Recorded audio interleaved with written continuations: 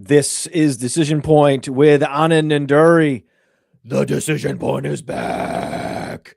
You're back. You look great, man. We have a lot to talk about.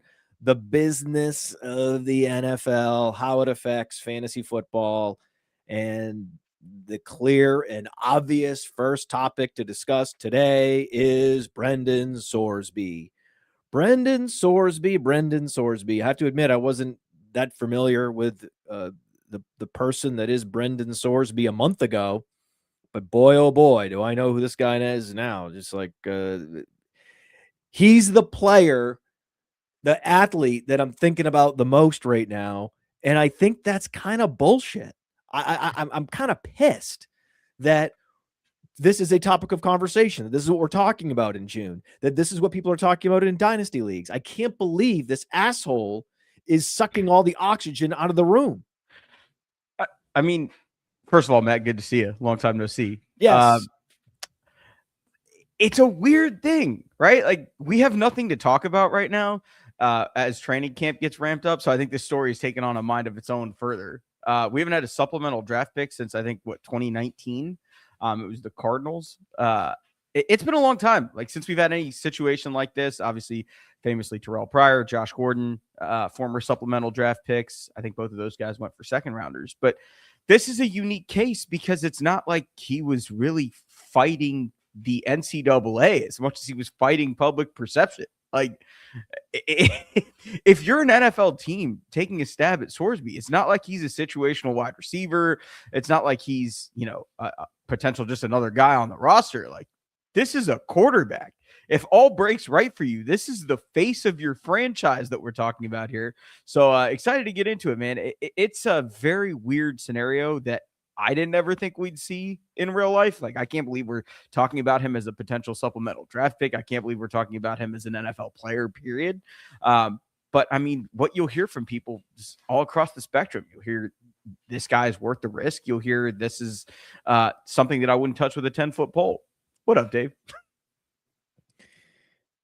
Sorsby.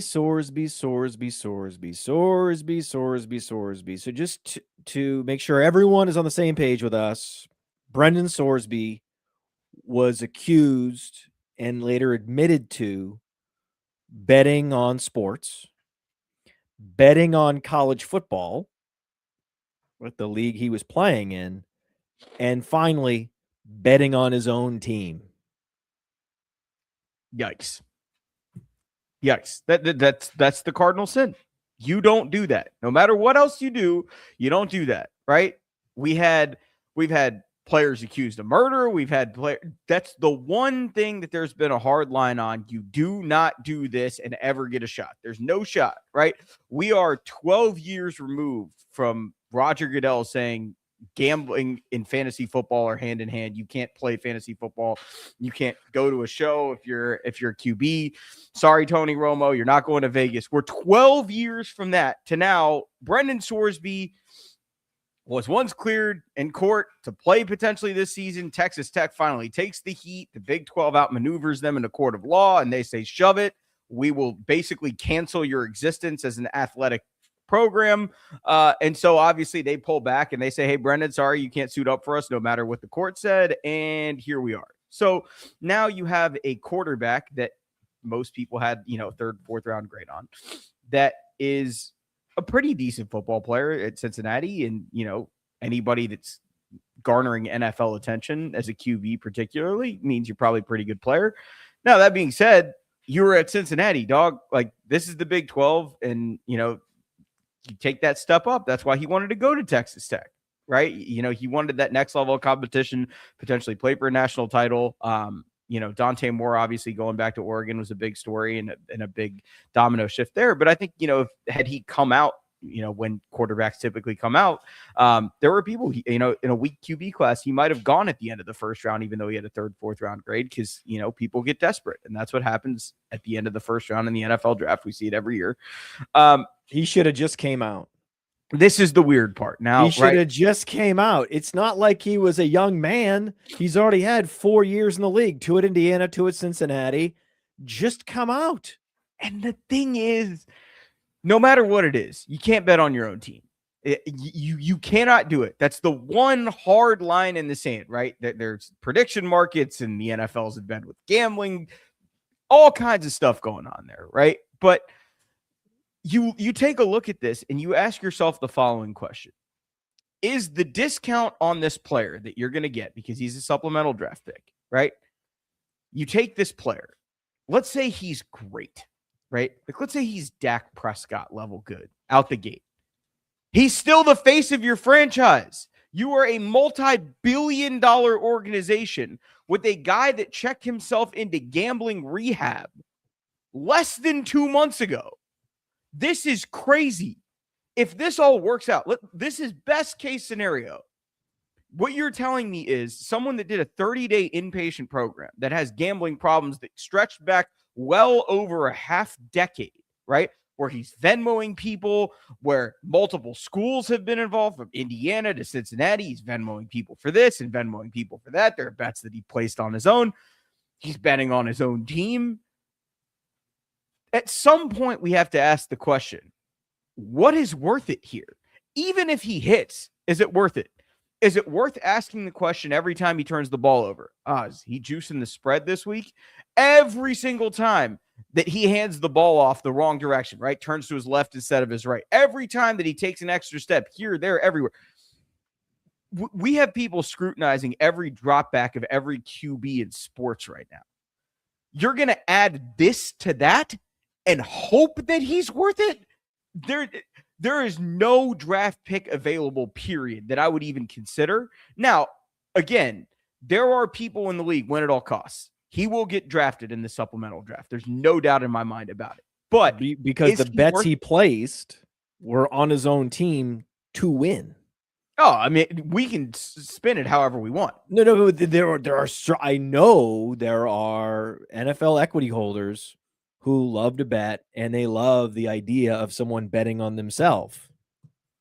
He took that a little too literally. You don't do that. But he did. He took it literally. This is what they're going to say. This is what they go, well, yeah, technically, he was putting more pressure on himself. He had more of a stake in the win than anybody on the team.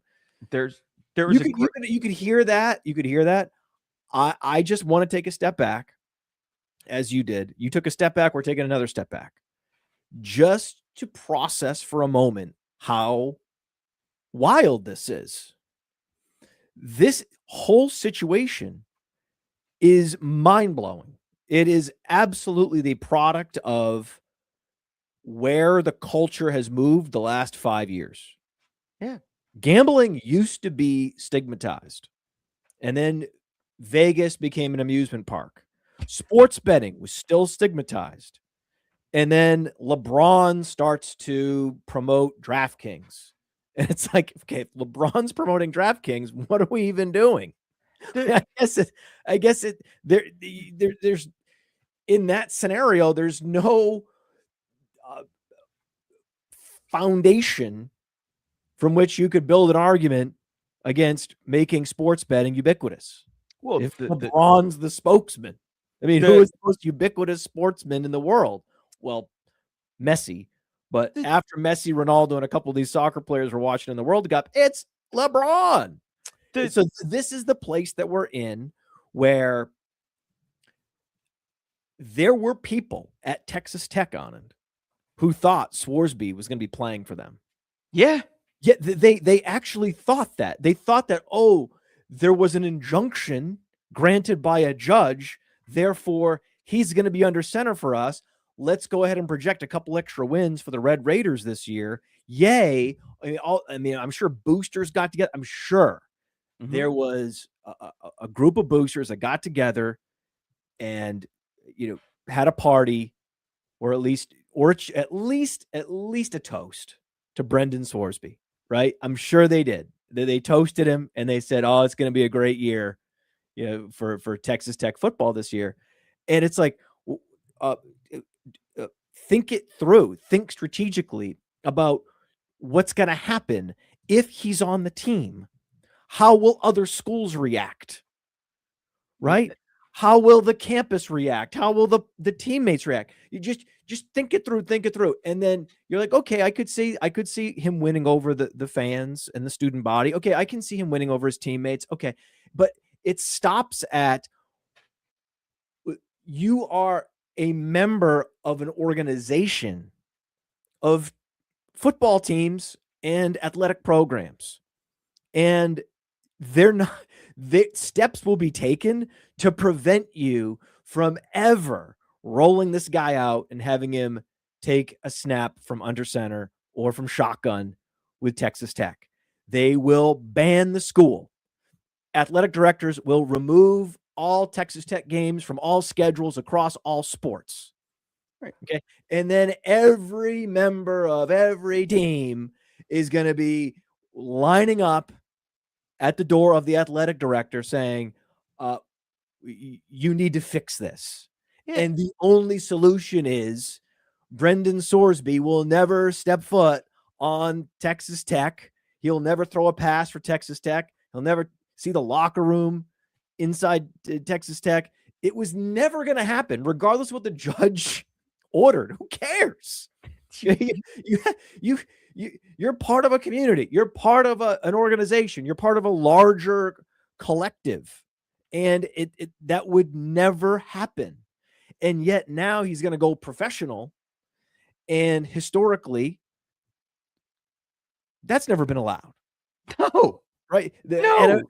Players, professional players, openly betting on sports has never been allowed. In fact, they're the biggest sports scandals in the history of American sports. The Black Sox scandal, Shoeless Joe Jackson. Shoeless Joe Jackson is looking around right now going, holy shit. Yeah. He's like, I can't believe this. He is shaking his head. That's probably one of the most despondent people in heaven or in the great beyond, wherever they are. Yeah. Right. He has to be despondent. Like, I don't know if when you go to another place after death, if there are days and nights, if you sleep or not. I have no idea how it works. But if they do sleep, right? If dead people, right? If their souls sleep, every day that soul wakes up, he's like, I can't believe it. I can't every morning. I can't believe they're doing this with Sorsby. Do you realize? I mean, I'm sure it's an obsession. Every time he gets together with his friends, let's say it's heaven. Like, Shoeless Joe, you're in heaven. I don't know if he was a bad guy personally. I have no idea. Let's just say he found a way to get into heaven. He's in heaven, right? He's hanging out with his friends in heaven, and you know, hatless Larry or whatever. and he's like, can you believe it? And they're like, hey man, that's all you've been talking about is a Sorsby guy for the last 3 weeks. You got to knock it off. Let's talk. Pick any other topic. He's like, I can't believe it. Do you realize what they did to me? And then Pete Rose is like, I'm alive. Look what they did to me, and I'm alive. I can't believe the times we live in right now. And so I just think that it's so jarring, and it's such a departure from norms and rules, right? Just social rules and norms that I still, just like I had a hard time believing he would ever see the field at Texas Tech, there's a part of me, because I'm a boomer, that I can't actually project in my mind the vision of him playing. Someone will take a risk, right? Somebody that's desperate, that has nothing to lose, so to speak, on the field at least. I mean, we had a team trade for Deshaun Watson, famously, right? Like there's a lot going on here. So there are varying levels of insanity to this story, right? One is that he's in the supplemental draft and is available to be drafted, right?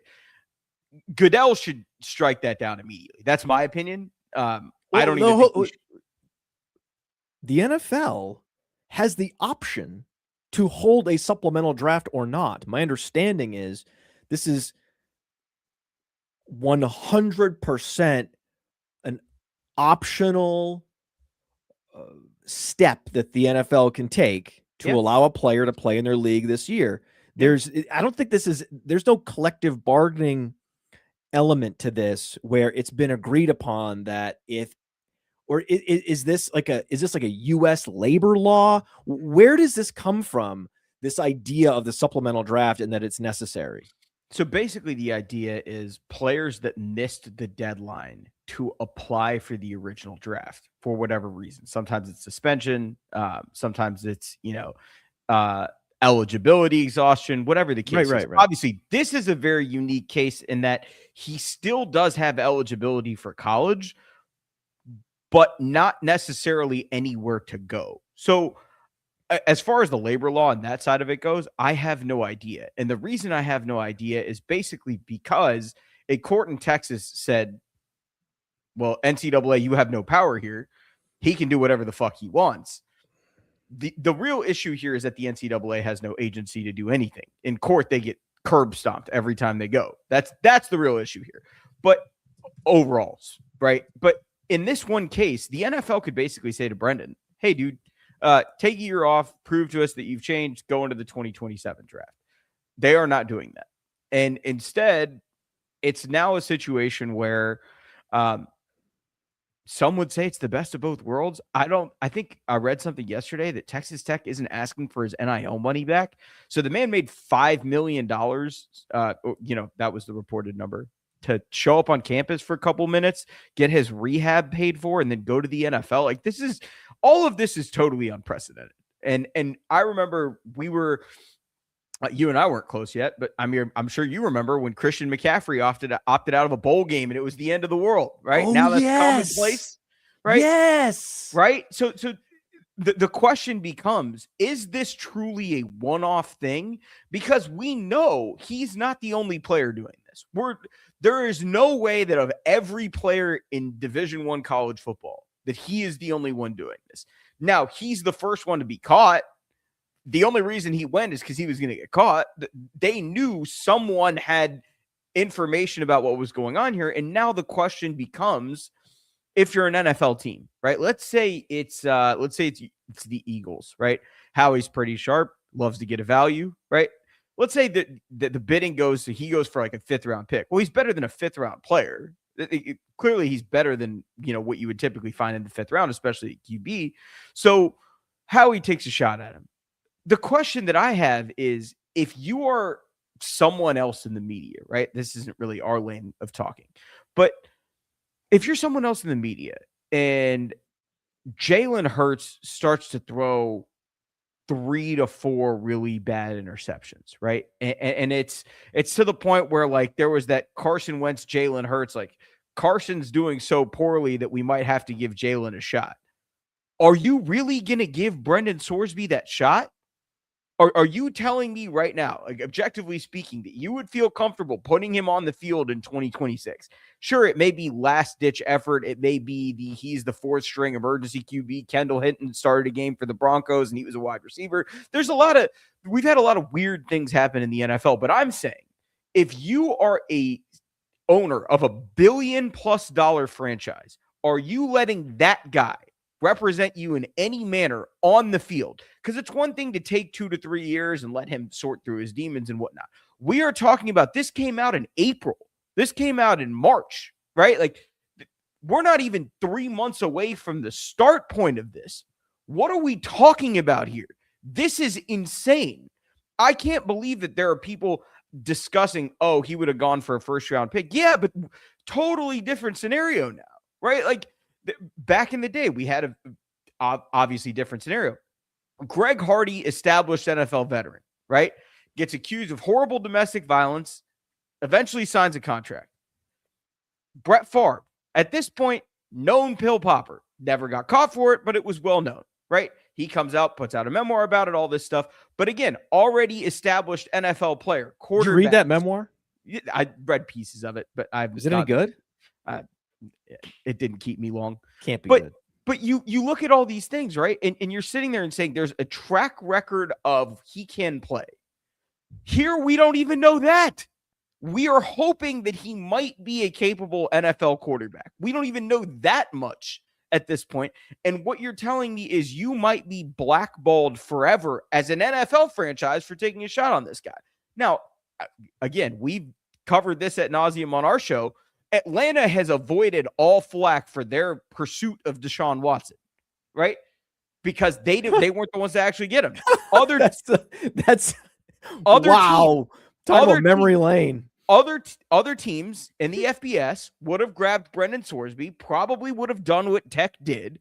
They were just the ones caught holding the grenade when it went off. That's right. If you're the NFL, you know. There's no guessing. Now you know what the fallout is going to be. You know what people are going to say about your organization and what you're essentially condoning here. I cannot believe that there are people like, Brendan Sorsby, for the value that you could get him. Yeah, great value. If you can get him in the 4th round of the supplemental draft, that's great value. The question that I have is he playable? Can you actually put him out there? Because if you can't, then it's a wasted draft pick.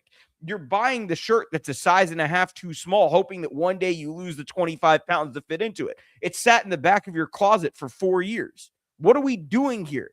If you don't think that you can actually play him, that at some point he will actually be able to play in the NFL, I don't understand. If you're Roger, first of all, he's got to go on the exempt list immediately. How long is up to them. But secondly, this has been a lifetime ban thing, right? The players that got bounced, right, for months at a time, I think it was 6 to 8 games for most of them, were caught betting on baseball games within an NFL stadium, within their hotels. That's the precedent here. Now you're telling me a guy has bet on his own team? No way. I personally do not think that he should ever play. Do with that as you see fit, but I can't believe that someone will actually hand the keys to him of an NFL franchise and say, all right, kid, go. You got the help. Go. I don't see it.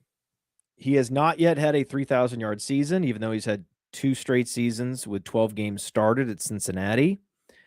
His completion percentage actually went down from 64% to 61.5%. His TD to interception ratio, though, went up. And that's the best thing he has going for him in terms of his resume. 26 touchdowns, 5 interceptions in his last season at Cincinnati with 580 yards rushing.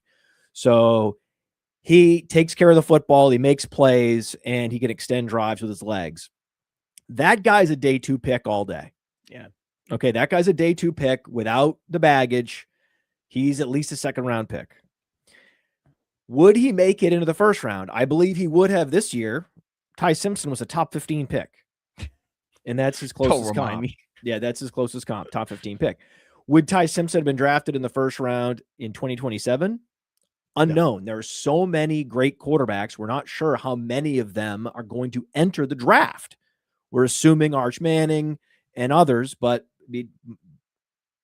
there are players that have additional years of eligibility beyond 2027, and they could opt to come back just like Dante Moore did.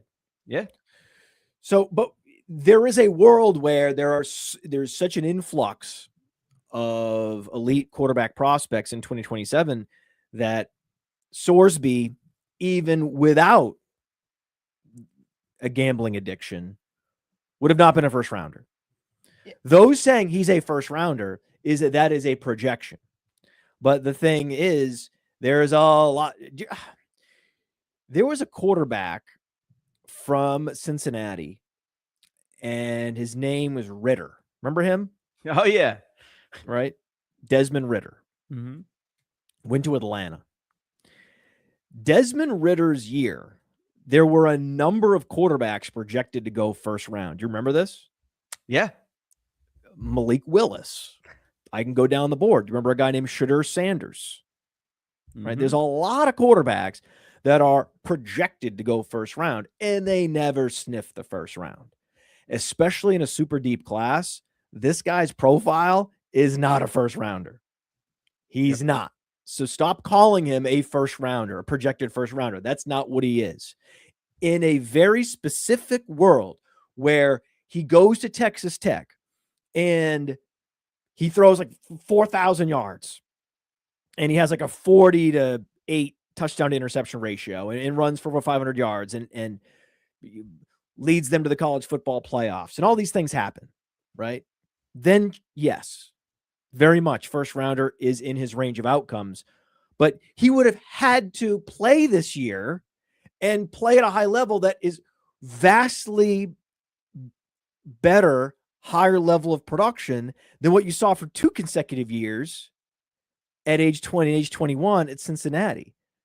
And so it's much more likely that he would have produced at a level like he did at Cincinnati at age 22 at Texas Tech. That's the baseline expectation, not that he's going to crush at Texas Tech and become a first round pick. Yeah, okay, in your imagination, sure.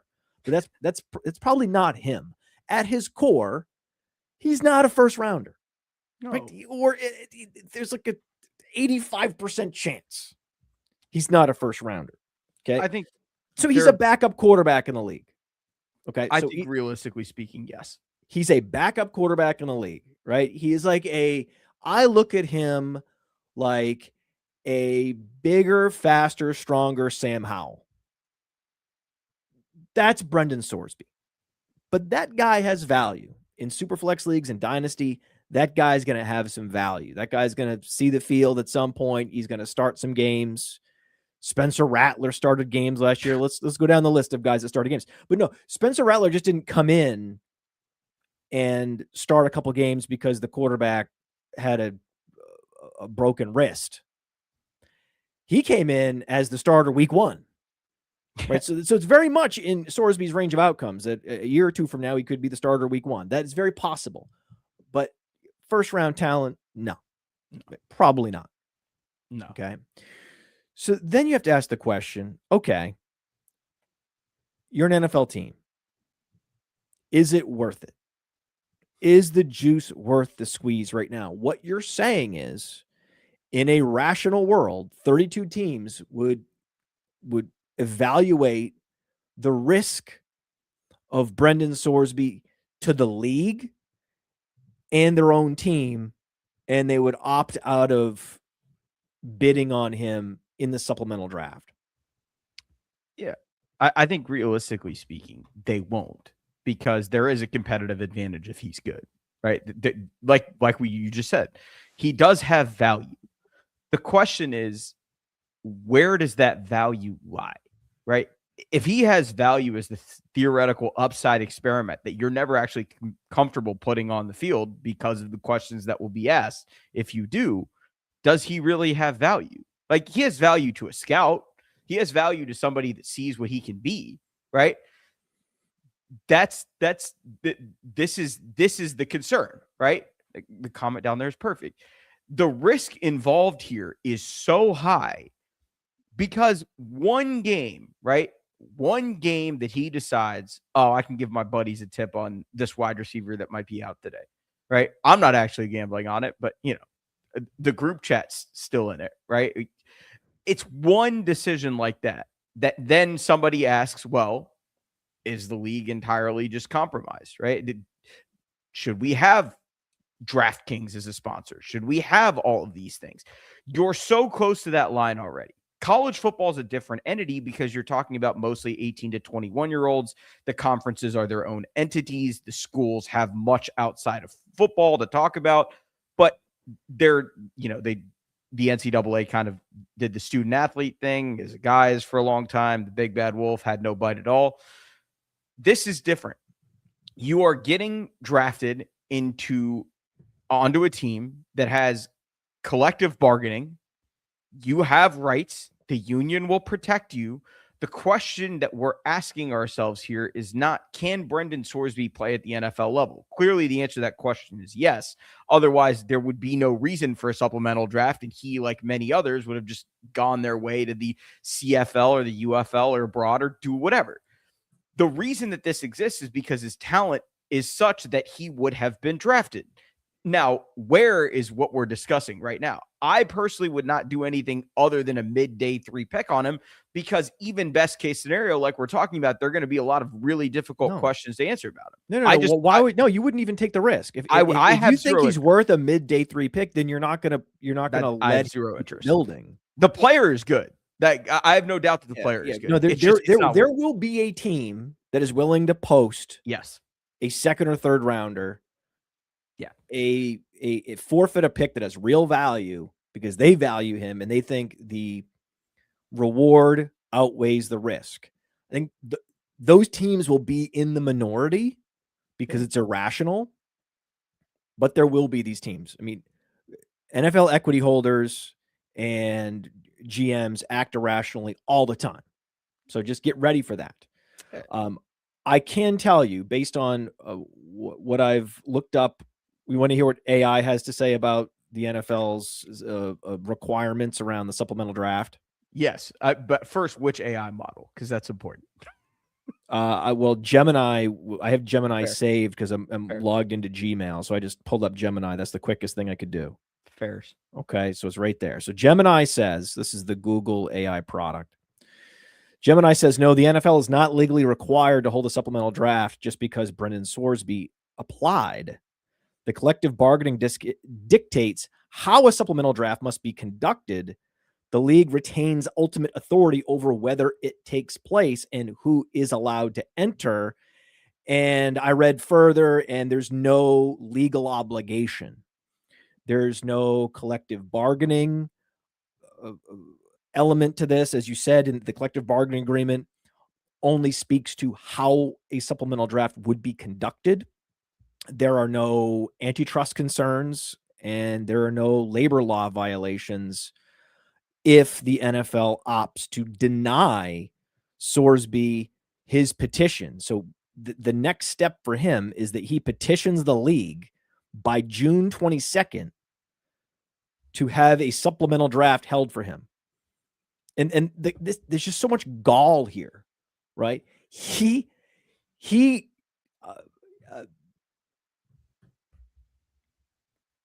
torpedoes his own career, right? And besmirches a program in Cincinnati and is essentially a radioactive sportsman. And yet he is the one player that everyone now has to create an exception for, right? League administrators have to meet about this. Every NFL team has to talk about him. It's as backward of an incentive structure as you could possibly imagine. The worse your behavior, the more people will talk about you, the more accommodations we made for you. And just fundamentally on principle, because of that, I'm like, well, why are you having a supplemental draft? Just don't do it. Just say no. Say, hey, we have reviewed your petition and we've decided that you need to spend more time in rehab and you need to go through the traditional pre-draft process, all the interviews of all 32 teams. We have to, watch your pro day, all the same. You have to go to the combine, everything. You need to participate in the standard operating pre-draft process in order to gain entry into this league. We're not going to have a shotgun draft where you get the least scrutiny of any quarterback prospects. Let me get this straight. The guy that has been the most untrustworthy of NFL draft prospects of all time is the one that is going to receive the least amount of scrutiny upon entering the league. The reversed, upside down world that we're living in, the reversal of the incentive structures to be completely illogical, it's spectacular. Like it really is. Like it is a spectacular phenomenon that we're seeing where in fiction, you couldn't even craft a narrative of, the perversion of incentive structures for a given player's behavior. I think for the league as a whole, right? This is do we cross the bridge? Do we not cross the bridge point here? Right. And someone in the comments said people change. And I wholeheartedly agree with that. Like, first of all, good on him for actually acknowledging that he has an issue and going to get help. Right. That's a big part of this. I don't think that we'd even be having this discussion if this came out and he hadn't already done that. Now, the situation probably required him to do that regardless, but, not a bad thing to do that if he has a problem. The question that I have here is not anything related to anything. Yeah. And the thing is, you cannot gamble on your own team. That's the biggest thing. It's there is a division, and you can say gambling is bad. We've promoted it to all these kids, right? As someone that's worked for Prize Picks, MGM, done consulting for DraftKings, FanDuel, PointsBet, Call Sheet, Polymark, all these in various orders, right? One of the things that we had to do as full-time employees was our social security numbers were deactivated for all of the associated things, right? If you're at MGM, you can't gamble on any MGM product. If you're at Prize Picks, you can't use any DFS product.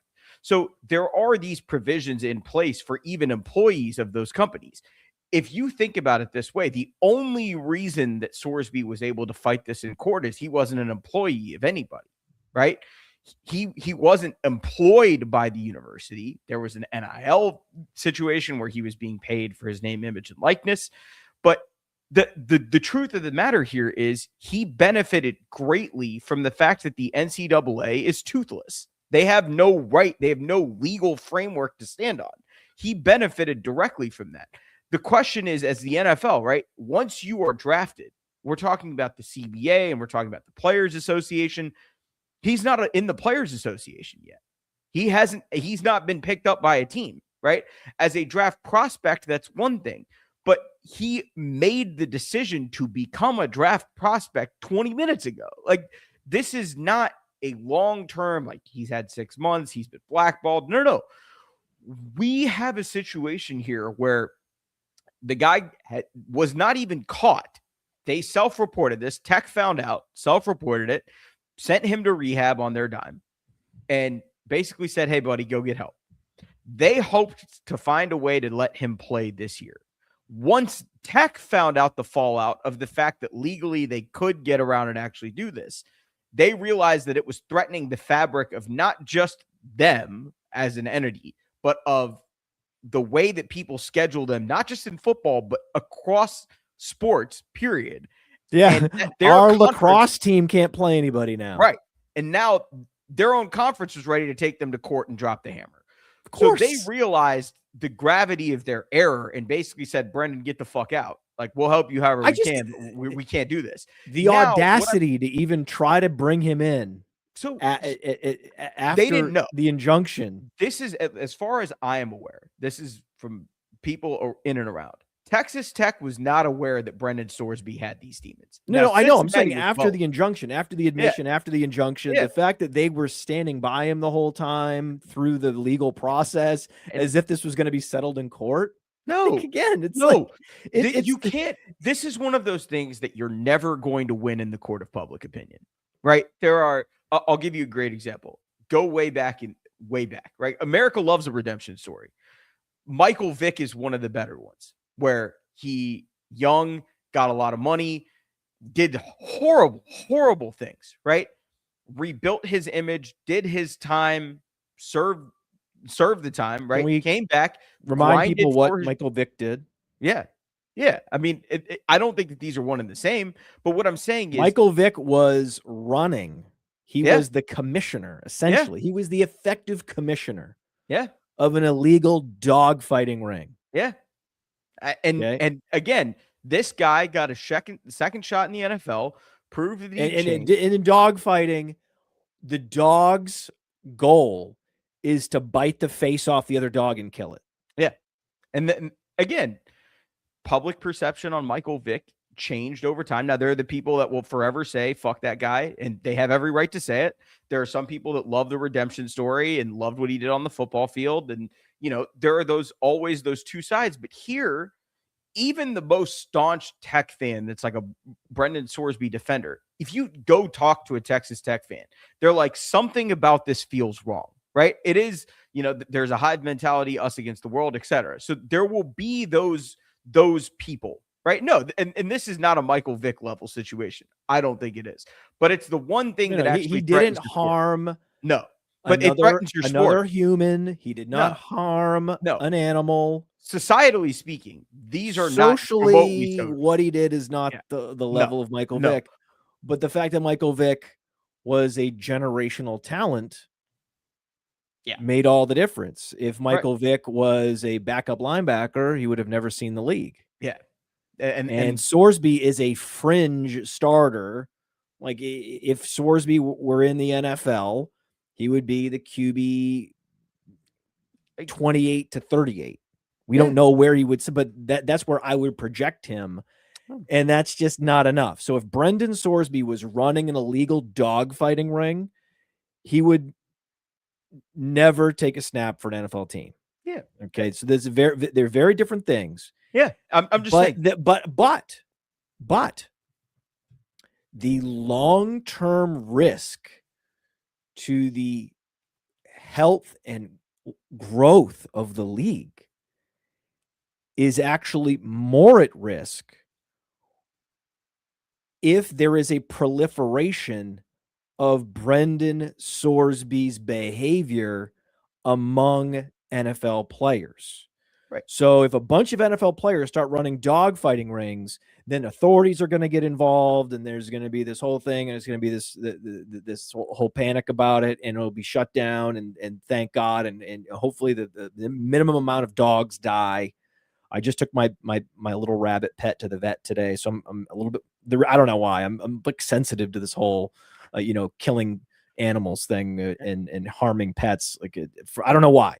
Today you caught me at a very soft spot, where I'm like, he doesn't compare to Michael Vick, but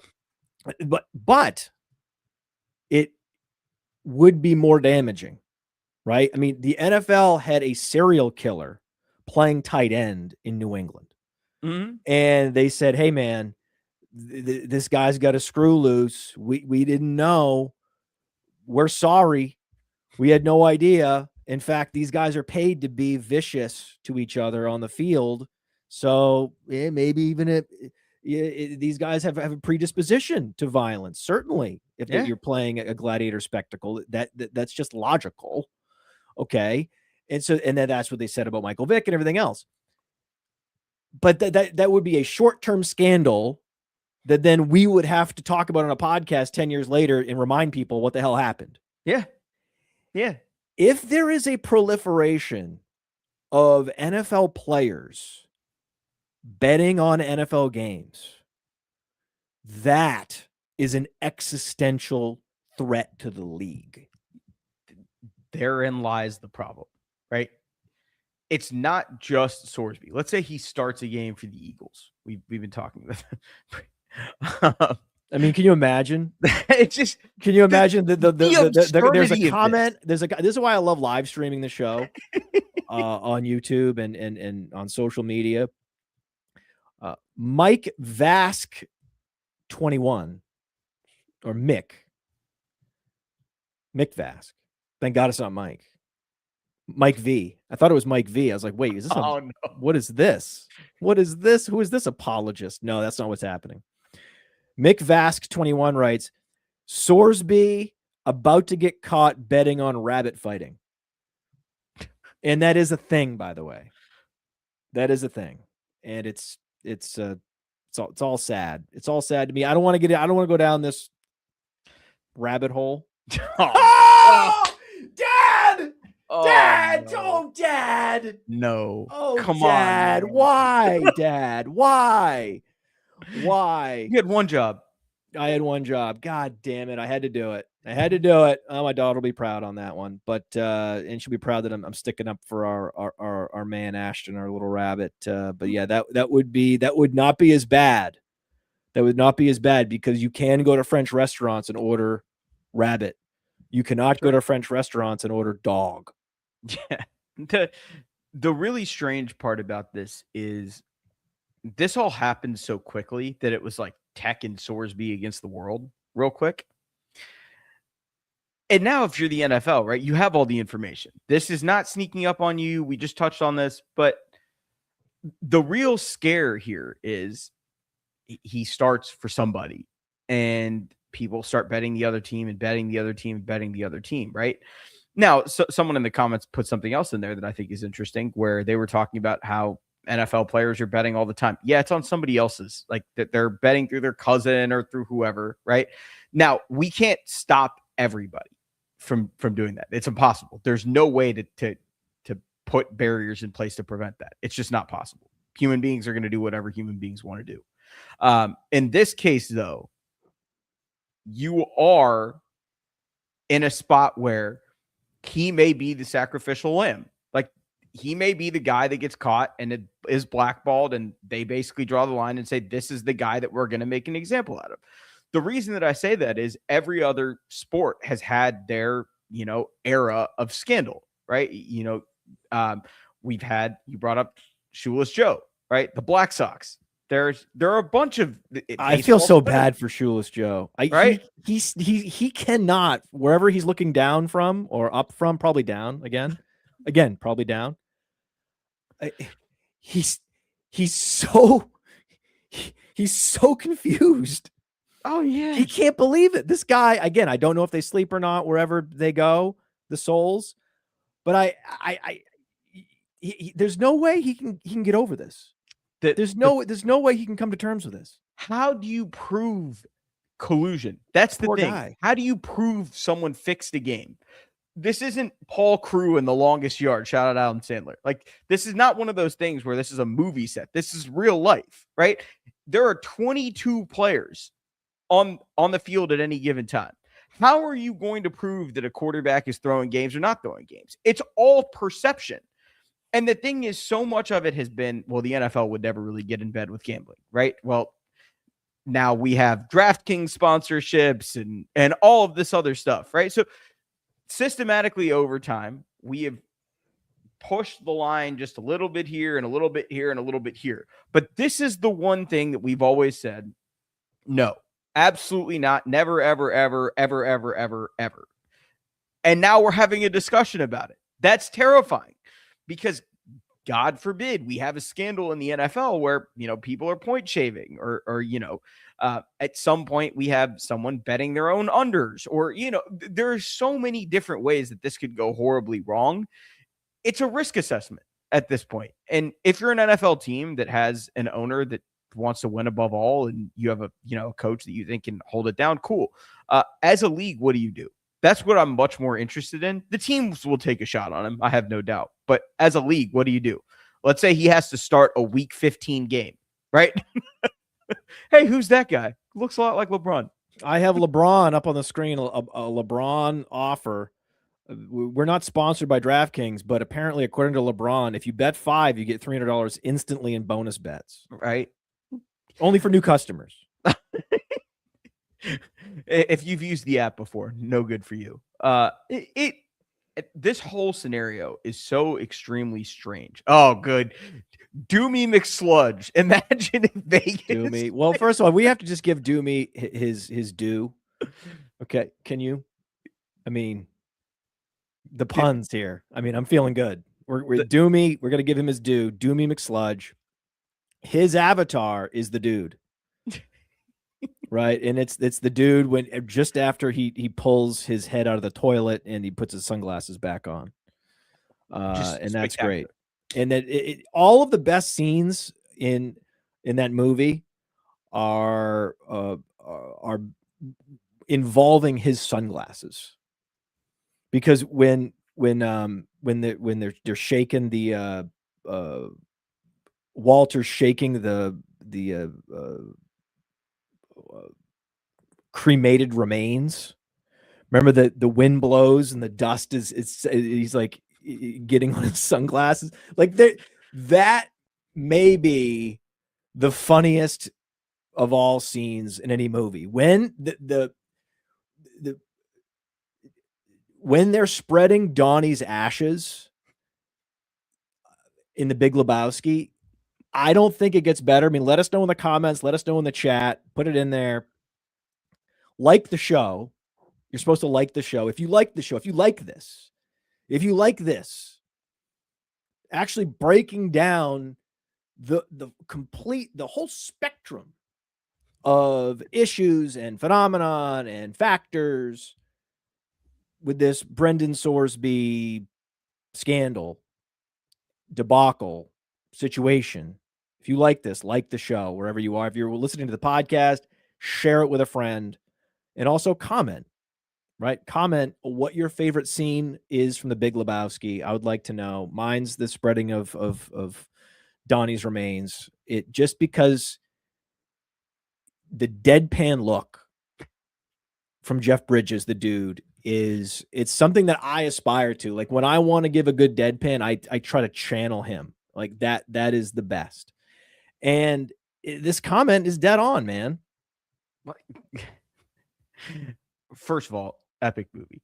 But weirdly enough, right? Vegas is known as this thing. Like there have been a million memes of Fernando Mendoza, like about how funny it is. Clearly, you're not a golfer. Again, so these just quips. So good. It's the deadpans and the quips that just get me every time. So good. But I mean, there are a million memes of Fernando Mendoza and how funny it is that he's the face of the Las Vegas Raiders, only because, you know, you assume Sin City and this guy's the exact opposite. Like I saw somebody post a Photoshop, I don't know if AI or whatever it was, of him in a Raiders jersey that said, "Say no to having sex until you're married." Like that's the kind of guy that we assume Fernando Mendoza is. And imagine dragging in Sorsby as his backup, right? Like him and Cousins and Sorsby. Like what a room. Spokesperson for Cole's Cash, the poster child for like, you have basically the opposite end of the spectrum in terms of just the ability to adhere to social norms and rules, where you have the quintessential franchise face of the franchise starting quarterback in Fernando Mendoza, and even like, you know, the crossover appeal, like he has all of North America covered.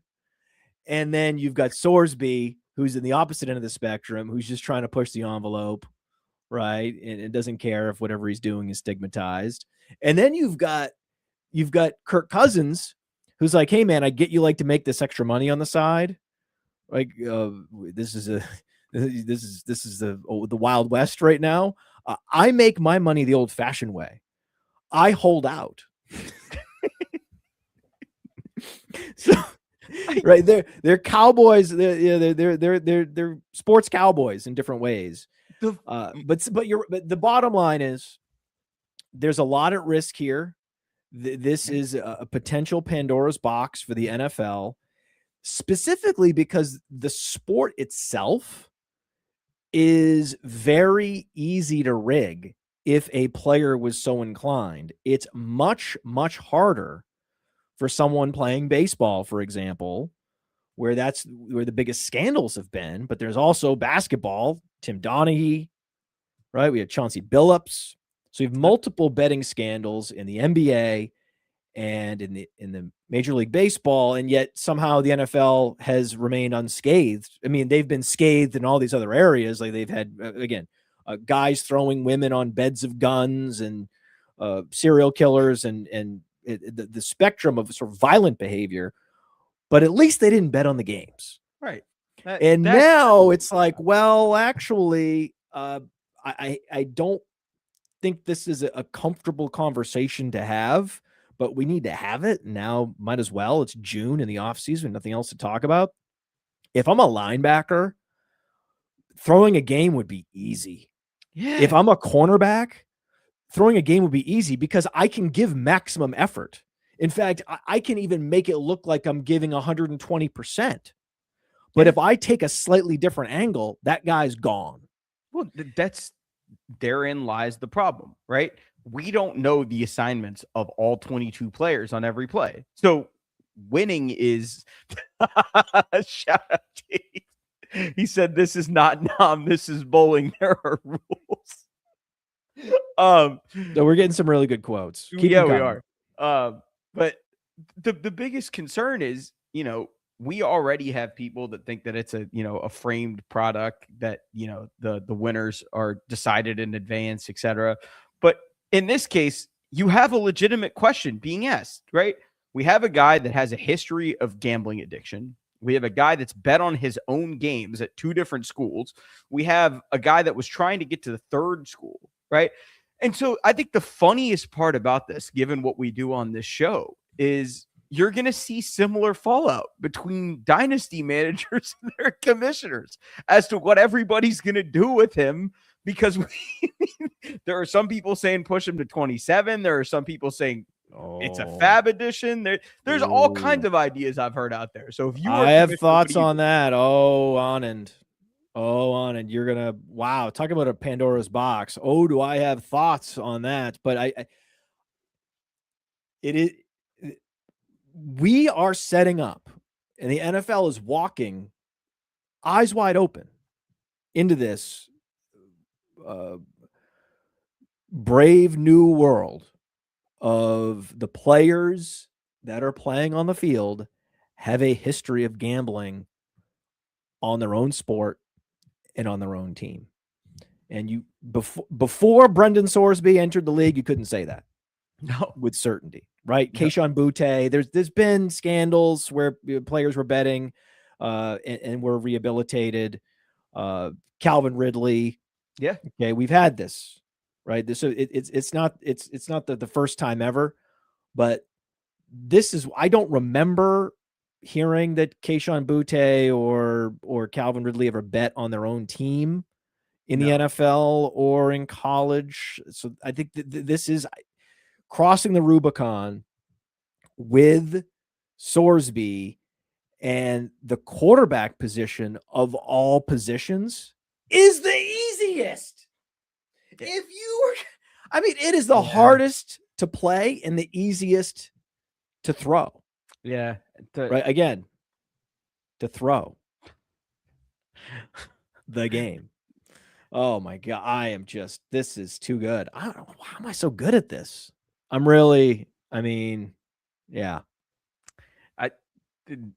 The biggest, the funniest part about all this is like, if he was the number one overall pick or like someone discussed like that, this would be such a fun argument to have. Oh, like, I wish, dude. That would make it so much better. Right. Oh, or if he was terrible, God. this would also be really funny. But instead, he's just kind of good to mid enough that it's a conversation one way or the other. If he were not some combination of Ty Simpson and Sam Howell. Oh my God, you're so right. It would be really good. It would be wow. We've made a meal out of this already. I mean, this is almost half the show is dedicated to Sorsby's like NFL status. We haven't even gotten into like what are we going to do with him in dynasty leagues. We haven't even gotten into that yet. I think you should get into it, man, because I don't know what the hell to do. I have no idea. All right, so I have thoughts on this, and I'm trying to pull up a sound effect. For some reason, some sound effects were deleted from my my little studio here, and so I have a sort of a hi-hat, joke, little rim shot sound effect. Oh no. So I just want to say this, it's so late, right? It's so, I can't even, I mean, I can't even, I'll use it. We're now like 3 minutes since my last pun, but I'll just, here you go. Okay. I mean, we needed to do it. It had to be done. Now it's been done. And it's 3 minutes late because I produce my own streams and podcasts here.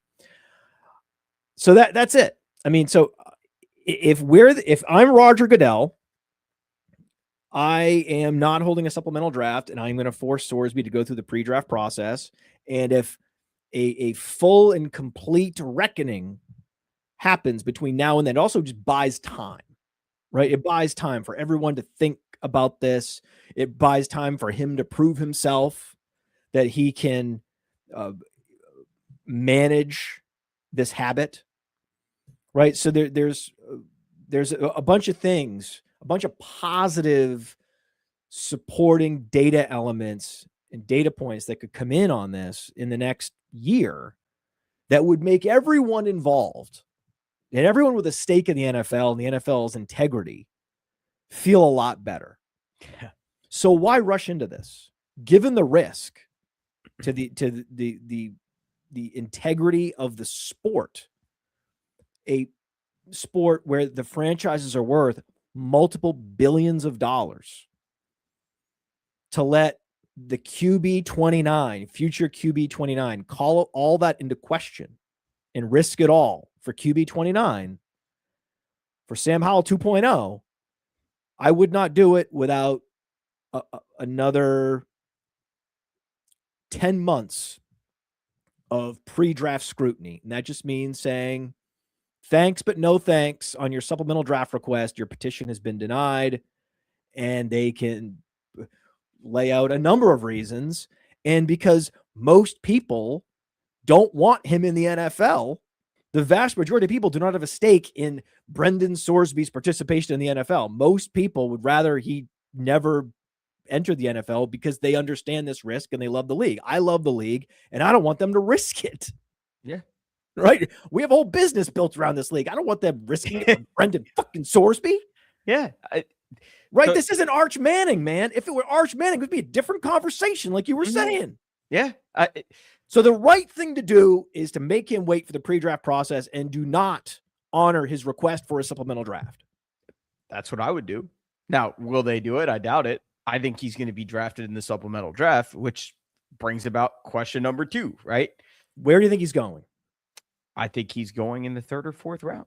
Like, to which team?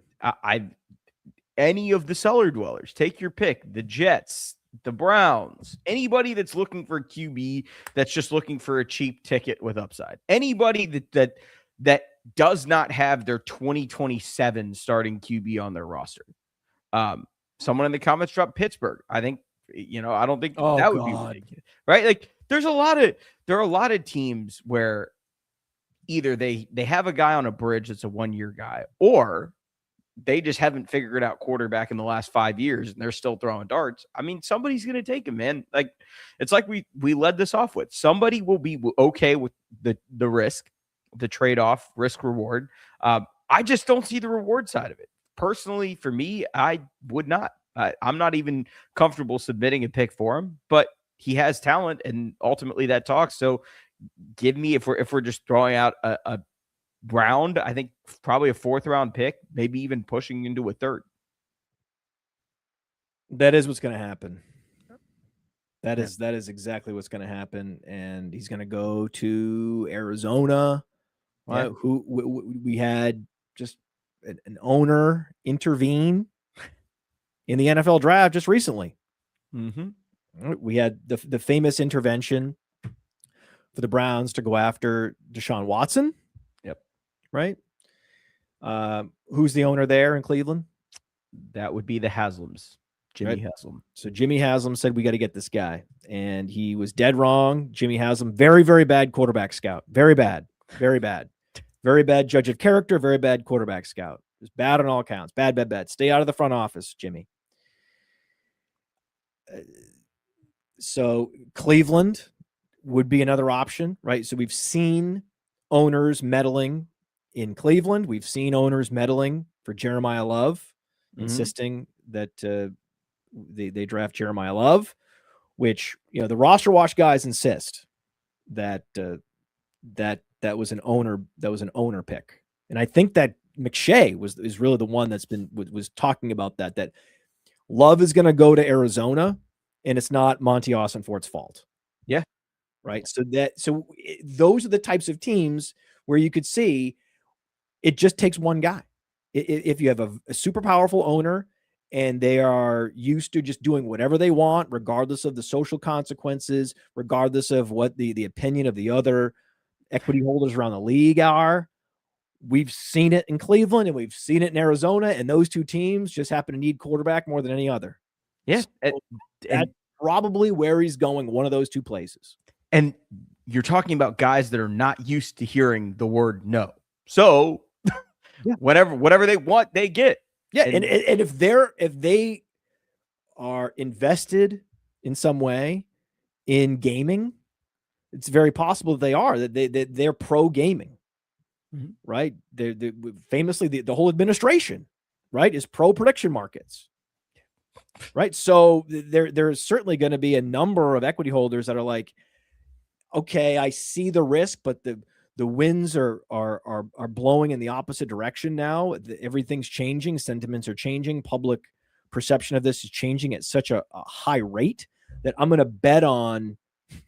There it is. There it is. I knew I'd get it there.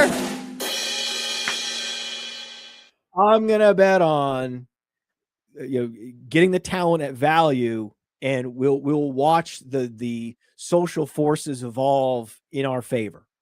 Right? There's going to be some owner that has that opinion and goes and forces the general manager like under threat to like submit the offer. Because I don't It's on you. most general managers are not going to want this on their resume. Yeah. They don't do it. It's going to take ownership coming down, taking the elevator down, and forcing them right to sign their name on the card they're submitting to the NFL. That is what's going to happen. And regarding the Steelers are not, I think, as likely because they position themselves as being at a higher standard, right? Yeah. The Steelers operate their whole organization at a standard that it is above the baseline league rules. We hold ourselves to a higher standard in Pittsburgh. That's been a narrative for decades, and I think they're proud of that. And so that for that reason, Sorsby wouldn't go to Pittsburgh. Pittsburgh has a lot of problems, and we're going to talk a little bit more about Pittsburgh a little bit later in the show. So we'll get to that. This might be a long show because I need to talk before we get into anything beyond Sorsby about the Dynasty League implications of this, because I think for Dynasty Leagues, Sorsby should not be in the player pool for 2026 for a lot of the same reasons. That I think Goodell should reject his request for a supplemental draft. Dynasty Leaguers should reject sort of any proposals to have Brendan Sorsby enter their 2026 player pool. It's just not worth it. It's not worth it. There's not enough upside. And to me, it's all downside and inconvenience and stress and tension for no reason. That's like my operating position, my baseline operating position on this is that he's not worth the hassle, just as a starting point. The question that I have is, if we just inserted him into 2026, take the gambling out of it, right? We just inserted him into the 2026 player pool. Superflex, where would you take him? Realistically speaking, like where does he slot into that 4-round draft for you? Well, if he were smart and decided to come out in 2026, then I think he would have done well in the pre-draft process. Like NFL evaluators, scouts, and think that he has the tools to be a first rounder. We talked about that. Yeah. And so I think he would have done well in the drills. I think he would have flashed athleticism, and he would have built a Ty Simpson-like case. I don't think he doesn't have that Ty Simpson production, didn't play at a program like Alabama. So I think you're talking about a discounted version of Ty Simpson because there was very little quarterback talent in the 2026 draft. He would have gone late first round or early second round. I think in 2027, I think the competition is so steep that there's no way he would go first round, or there's a 15% chance that he would if he had dramatically exceeded expectations in Texas Tech at Texas Tech during the 2026 season. So late first, early second is where I would project. Let's say like I said, we'll stick with this. I'm going to stick with it. Pick 29. Right. And so functionally in Superflex, if you're drafting, right, would he make it for you into round 1? Because we had a weak draft class this year overall, right? There were a second round pick in this draft was basically a pick your flavor because there's no consensus. Nobody really wanted a bunch of the second round players this year. And we, obviously every year there's like a dead zone, but it really was basically just the entire second round this year. And, for a lot of people that were looking, you were trying to just take guys that fit roster holes for you, or somebody that you really believed in, or fan of the team, whatever the case was. Because there were second round dynasty picks were trading for basically nothing. And obviously that makes him a borderline, like, end of first, early second guy at worst. So, I mean, he has value in dynasty, objectively speaking, because this draft sucked. Does he have the same value next year? That's really where I put the odds on this, right? You've already had, anybody with common sense has already had their dynasty rookie drafts. If you haven't, then sure, whatever. But most people have already had theirs. So what do you do with him? Do you hold the fab auction thing? To me, was very dumb. That doesn't make any sense. Having a, but that's the most popular. Yeah, I mean, but then again, right? Like, I don't think that's fair. Pushing him to 27 is probably the fairest way to do it. But the argument that people will get, and the pushback, the most valid criticism of that I've heard is, well, why would a player earning points potentially during the 2026 season be ineligible to be rostered in 2026? Right? That would be the worst. Wouldn't that just be the worst? Wouldn't that be so bad? That would be terrible, Anand. I saw this in one of the chats in one of my leagues. That would be so terrible. Terrible. Oh, it's so terrible if a guy is accumulating stats on an NFL field and he doesn't help any fantasy teams this year. Oh my God. How could... No. I can't believe that. The guy goes out and he puts up 14 fantasy points against the Bengals. And he doesn't get to help my team, even though he would have been on the bench. But I should get those. Somebody in this league, like, who is this person? There's no all-seeing caretaker of dynasty leagues who's only thinking about the collective. Oh, all these points, they need to be allocated to teams. Oh, we need to make sure. What about all the players on the waiver wire that produce? Well, those teams never get those points. The only dynasty managers that are advocating that he be dropped into the 2026 class retroactively are those that think they're going to get a deal and acquire him for themselves. They're not thinking about what's best for the league. Anyone that's thinking about what's best for the league, the integrity of the dynasty league, are the same people that, again, would have a similar opinion of the NFL and what's best for the NFL, which is a conservative approach, which is just let the guy enter the 2027 draft and be done with it. It's just a very simple, elegant solution. And then there's nothing that there's no extra, management. There's no extra debate. There's no extra rules and regulations that you need. It's almost too simple, right? I don't know if the chat has an answer to this. So if y'all are out there, find out for me. Is there a prediction market where they're asking, does Brendan Sorsby record an NFL stat in 2026? Because I would love to know what percentage of people think that he's going to get a carry, a pass, whatever, right? Because that's really the question you're asking if you're pushing for but he could accumulate stats in 2026. I don't know if there is one. Again, this is just data purposes. I don't really think that that's the way to go. But, the Sorsby question is a very interesting one, right? There's a whole lot going on there. I just think the most common sense solution is just push him to 2027. So according to the prediction markets, I'm wrong. Okay. Yeah. So I'm already wrong.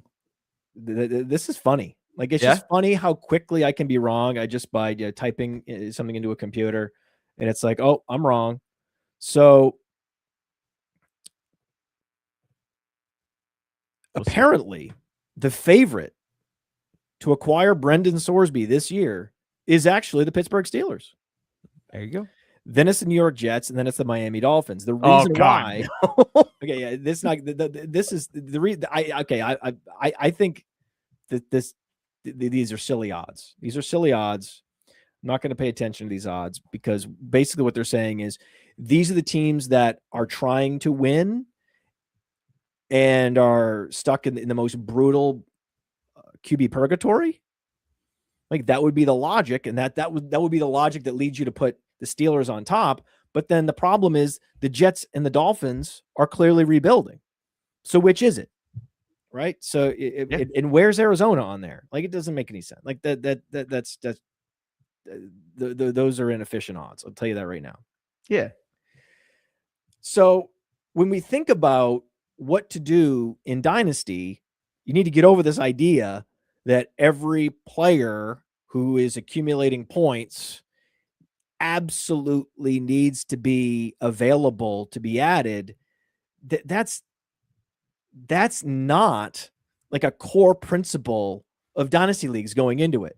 That the idea that there could be a special player who, for whatever reason, is playing but isn't eligible to be added to your league, that's not a big deal. That's not an element of a league constitution that anyone would ever go to war over. Right. So therefore, those that are advocating that he just get dumped into the player pool for the highest fab bid wins, those people are doing it because they want to get him at a discount. That's the only reason. Right. So I'm actually there's one league that I'm in. Where I've seen this happen, where it's the league with the most despicable management. Like I took over 20 orphans in 20 days. All the leagues are very cool, except this one league. It's called the Coliseum. It's a very uncool league because the guy that runs it, the commissioner, is corrupt. Oh, his team is a super team. Okay. And he is the one that is always in the chat. He's always chatting. He's always hyping his own players, and he's always talking shit. And he's basically doing a podcast. He's doing a Dynasty podcast in the chat of the league. And so you'll see in the chat him have 5 or 6 straight comments before anyone reacts at all. And then days go by. And so he's basically doing a podcast in the chat for himself. And then so once in a while I'll stumble into the chat and I'll look at it and I'll be like, oh my God, gross, this guy. Right. He's like the classic try hard, thinks he's a Dynasty genius. In fact, I think that's like in parentheses under his username, he says Dynasty mastermind or whatever it is. Like, and he created this league so that he could win it. Oh, clearly. Right. And so whenever you see a commissioner has by far and away the best team, always be skeptical. Like as soon as I saw that, like that was one of the mistakes I made, is that I should have scrutinized some of these teams that I took over and the leagues that I took over, not just scrutinizing the team. I learned the lesson quickly to scrutinize the team. I took one team that wasn't properly scrutinized, and I talked about it on the Trade God show, and that was a mistake. But I also now I'm realizing, you need to scrutinize the actual league, because I realized, oh my God, this guy who calls himself an elite fantasy mind, his username is like iFlex, AYE Flex on Sleeper. So just be aware of this guy. And this is his team: Joe Burrow, Bijan Robinson, Ashton Genty. Do you realize how few teams have both Bijan and Ashton Genty? Oh, Jamar Chase, CeeDee Lamb. Okay, it keeps going. It gets better. No, this is absurd. This is embarrassing. Like, I'm embarrassed. I'm in this league, and I'm not responsible for this guy and his team and whatever collusion was necessary to get to this point. And all that was allowed somehow by it's allowed when most of the managers are bots. I guess it is allowed. Probably, allegedly, maybe. Okay, so did I say St. Brown yet? Was his third receiver? What? Okay, Amon-Ra St. Brown is his third receiver, and then his tight end is Sam Laporta. His flex is Drake London and George Pickens, full PPR, of course. And then his second quarterback in Superflex is none other than Justin Herbert. Okay. No. So this is a team. This is an actual team. He has Luther Burden on the bench. He has Harold Fannin on the bench. Okay. How many teams are in this league? 2? 12. No, it's embarrassing. No I was way. embarrassed when I realized the dynamics, because I saw this guy just nonstop self chatter, and I was like, who the fuck? Who's this guy think he is? This is crazy. That's Like, who does this guy think he is? The Podfather? So then I look at his team. I'm like, oh no. I'm like, this is the commissioner. No, I can't believe I accepted the invitation. So now I'm stuck in this league because I actually have a good team. It's a solid team. It's a team I think could finish second, third, or fourth. They just can't ever win against this because it's not like his quarterbacks are even old. no, Or even like mobile quarterbacks like Lamar that are about to have to go into a new phase of their career. No, these quarterbacks are young and they're going to be playing at a high level the same way they play now 5 years from now in a super flex. And he has the youngest, best running backs in the league and the best receivers. And it's just like, okay. I could just hope for the demise of his team somehow, some way. I'm in. It's too late. But he is the one. He is the one. Listen to this. He is the one. The only one. There's only one commissioner across, again, 20 plus. I did 20 orphans in 20 days. I've done startups. I'm now in like 25 plus leagues. He is the only one that has been strongly advocating for Brendan Sorsby being added to the player pool and specifically using fab bidding. Now it gets even better. Who do you think has a full fab budget in that league? Of course he does. Okay, so he does. He has a full fab budget. Who do you think that somehow, after that team performed at that level, whatever it did last year, I have no idea. I wasn't in the league. How is it possible that when the league resets, he also has the number one waiver claim? Bruh. So this was my first introduction to the how to handle Brendan Sorsby in Dynasty leagues debate. This was my introduction to it. This was the first guy. This was the first league, the first guy to get out in front of this and start talking about how are we going to solve this Brendan Sorsby problem. It would be terrible if he didn't count on anyone's team this year. His points should absolutely count for someone's team. And, you know, of all the things that I need on my team, I've got a super team and it's loaded. It's going to win without me even setting a lineup. But man, my QB3 is weak. So I could use a QB. You know what? Let's make sure I get him. Let's make sure. Come on, come together. And then so he's like, oh, we're gonna vote. I'm like, oh, we're gonna vote. You mean the same people are gonna vote that traded you, Jamar Chase and Ashton Genty and Justin Herbert were the picks that became those players?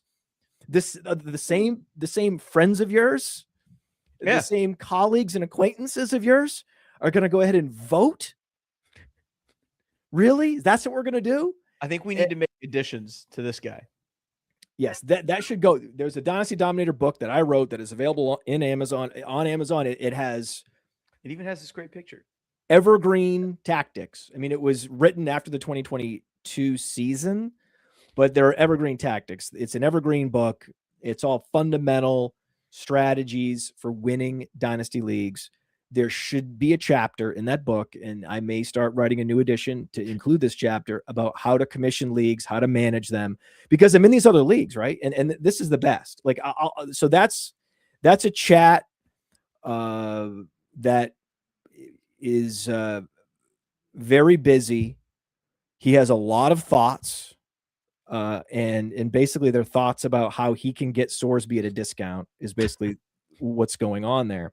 But then I'm in these other leagues where it's clearly people that are cool, right? Like I'm in several leagues. I think at least 2 leagues. This guy, his username is Moneyball Nola. He's cool, right? And again, everyone is cool. I took over 20 plus orphans. I've been in 5 plus startups. We're talking about hundreds of Dynasty leaguers, and they are cool. They are cool as the other side of the pillow. I love these guys. They're just great guys. You can just tell. You can tell with the comments they're making in the chat. You can tell with some of the picks they're making. These are smart people. They're cool, reasonable, laid back. It's awesome. It's just this one league that I'm in, this Coliseum League, and this one guy, the commissioner, iFlex, who is a despicable character and I am offended on behalf of that league about how he got to this point. Like, and every member of that league should be embarrassed. And all I can do is raise my hand and go, he should not go into the player pool this year. And if he does, it sure as hell shouldn't be through the waiver wire. Okay. Because he's worth more than a full fab budget. Full stop. Yeah. Because he's worth more than a full fab budget. Like, if Ty Simpson was suddenly made available in a superflex or 2QB league, I would bid it all. And he's not even going to play this year. Yeah. Right. And the odds are that Sorsby is also not going to play this year, because if Sorsby was in the 2026 draft, he would have gone to a team that traded back into the end of the first round. Right. There would be a Dolphins. There would be some team, right, that traded back in to get him. Like, a team like the Rams. Maybe the Rams, if he's in the draft, maybe this is a sliding doors scenario where maybe even the Rams decide, you know what, we prefer Sorsby. Yeah. Right. And then they trade back and they get Sorsby. Who knows? I can guarantee the teams with an original late first rounder, like Seattle, Kansas City, New England, Houston, they're not drafting Sorsby. No. It's teams that traded to get in, like the Dolphins traded with San Francisco to get the 27th pick.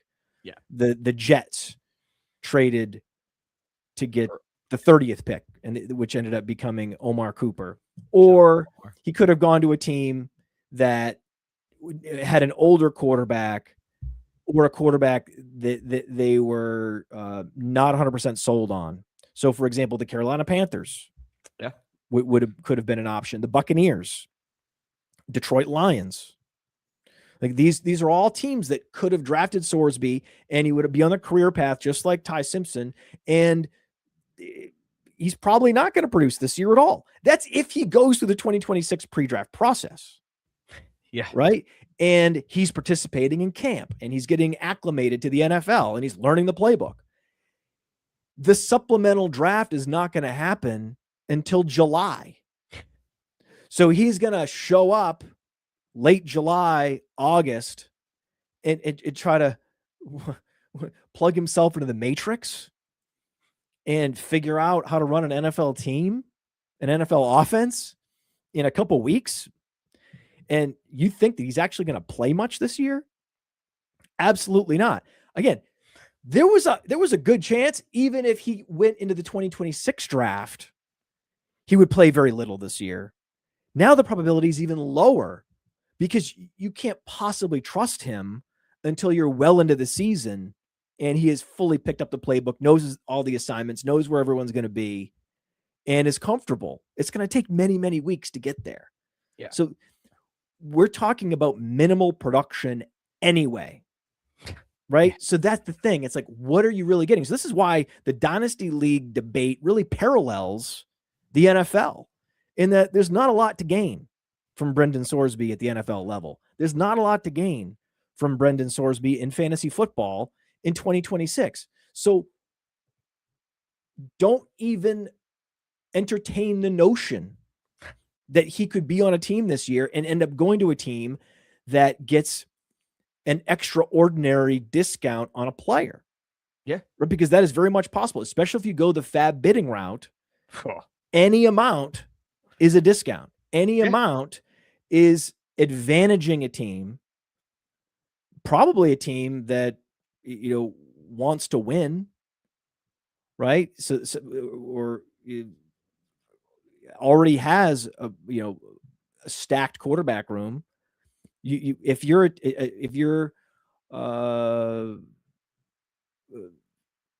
bidding on a team, like, who knows?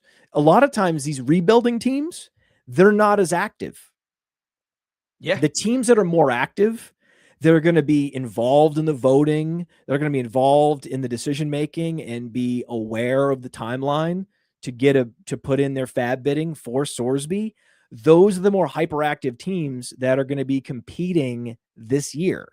Now, the teams that are most incentivized to get Sorsby on their roster that should also put in a full fab amount are the rebuilding teams. But who's to say that those rebuilding teams have the number one waiver priority? Like we said, in this Coliseum League, it's the best team by far also has the number one waiver claim. I'm sure that's the case in a bunch of leagues. Yeah. And the disincentive for the teams that are competing is that they want to hold back some fab budget because they want to make moves, especially in November and December, that can help them win a championship. They might want to make some pickups. So there's going to be some teams that are in win now mode that are like, I'm not putting my full fab budget in on Sorsby because I need to hold some back because I need to reserve money to make pickups to help me win this year. Yeah. So those, but regardless, there is going to be some team that decides I'm going all in and I would have bid double my budget. And that team is going to acquire a player that's not solely based on merit. It's based just on a random event, a random lightning bolt that struck the league and gave one team a competitive advantage over all other teams for no reason. Yeah. But for no reason. See, there's not a, because again, I have not yet heard a good reason why Brendan Sorsby absolutely needs to be in the player pool this year and producing fantasy points for fantasy teams this year. I have not heard that compelling reason. So until I get that, anyone that acquires him this year without giving up something substantial and fab money, especially in Dynasty where they're so deep, that is not substantial enough. Especially in a deeper bench league, right? Like the taxi squads, etc. Like there are just so many roster spots that the available players on the waiver wire, realistically speaking, are of so little value that he represents probably put a multiplier on it. If you could bid this year's, next year's, the years after, right? How much of your budget would you give up for him? Because who's available on the waiver wire that you actually want, right? It's especially at QB, it's usually like unretiring veterans. Like you've gotten Phillip Rivers last year, or guys that are like the fourth option practice squad QB that gets elevated to start a game in December. You're not getting anybody that has any tangible long-term benefit to having them on your roster. And this is one of those guys, right? Like if he works out, if he has like a backup turned starter career where he has 2 to 3 usable years, that's really valuable in Superflex, especially. I don't know what kind of multiplier you would have to put on your fab budget, but it's certainly not 1 full year's worth. It's significantly more than that. If you try to retroactively add him to 2026, right? It's just a disaster. This is a disaster waiting to happen if you don't just push him to 2027 because someone is going to feel screwed out of it. The loan everyone. exception. Yeah, the loan exception. Everyone is gonna. No one is happy here. You're creating angst and anxiety. That's the other thing that I hate. I hate that this will create drama and tension between league mates for no reason. No. It gets worse. Again, the source of it is Brendan Sorsby. Yeah. Right? Is this asshole. Right. So now this asshole is creating drama among friends, is creating stress and tension and alienating friends. There's going to be some leagues that lose managers that are just like, listen, I don't agree with this. And on principle, I'm leaving the league. Yeah. Like, I don't believe that he should be like, I was considering it. I was like, well, what do I do in this Coliseum League? Because this guy's clearly setting this whole thing up to wire Sorsby to himself. Yeah. If that happens, do I resign out of protest? What do I do? And I'm like, no. I'm staying because fuck him. Yeah. Fuck him and fuck Sorsby. Well, so that's what I'm going to do. I'm going to try to win. And that's the best thing you can do. That you don't walk away from the league. You don't give up. You don't resign. You just, you stay and fight. That's what you have to do.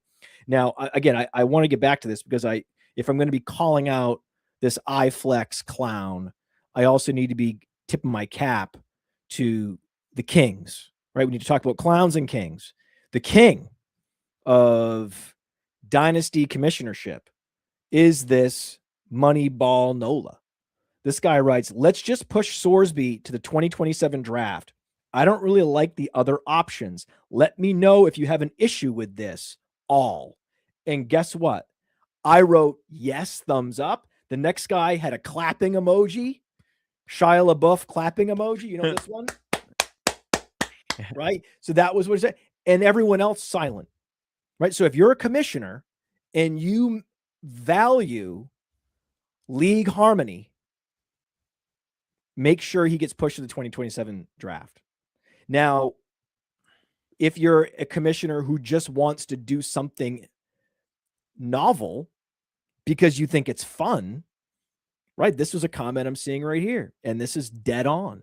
There are commissioners that think this is a good opportunity to shake up the league and do something fun, do something different, use the settings, like dust off some of these rules but the problem is most league rules don't even account for this because it's such a rare event. You have a lot of people now that have to go rewrite their constitutions because of this guy.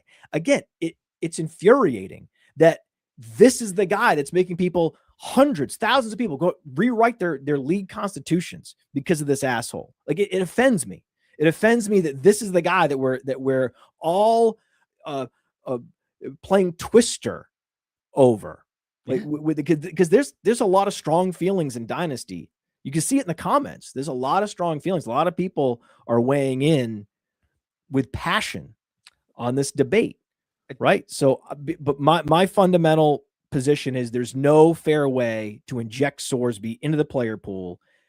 It disadvantages rebuilding teams, especially who need every advantage, right? It puts them in a terrible position, right? So if you're a rebuilding team that could use him, and I'm rebuilding a lot of these orphans, and I could really use Sorsby, but it puts me in a terrible position because if you think about like my team in the Kings Classic,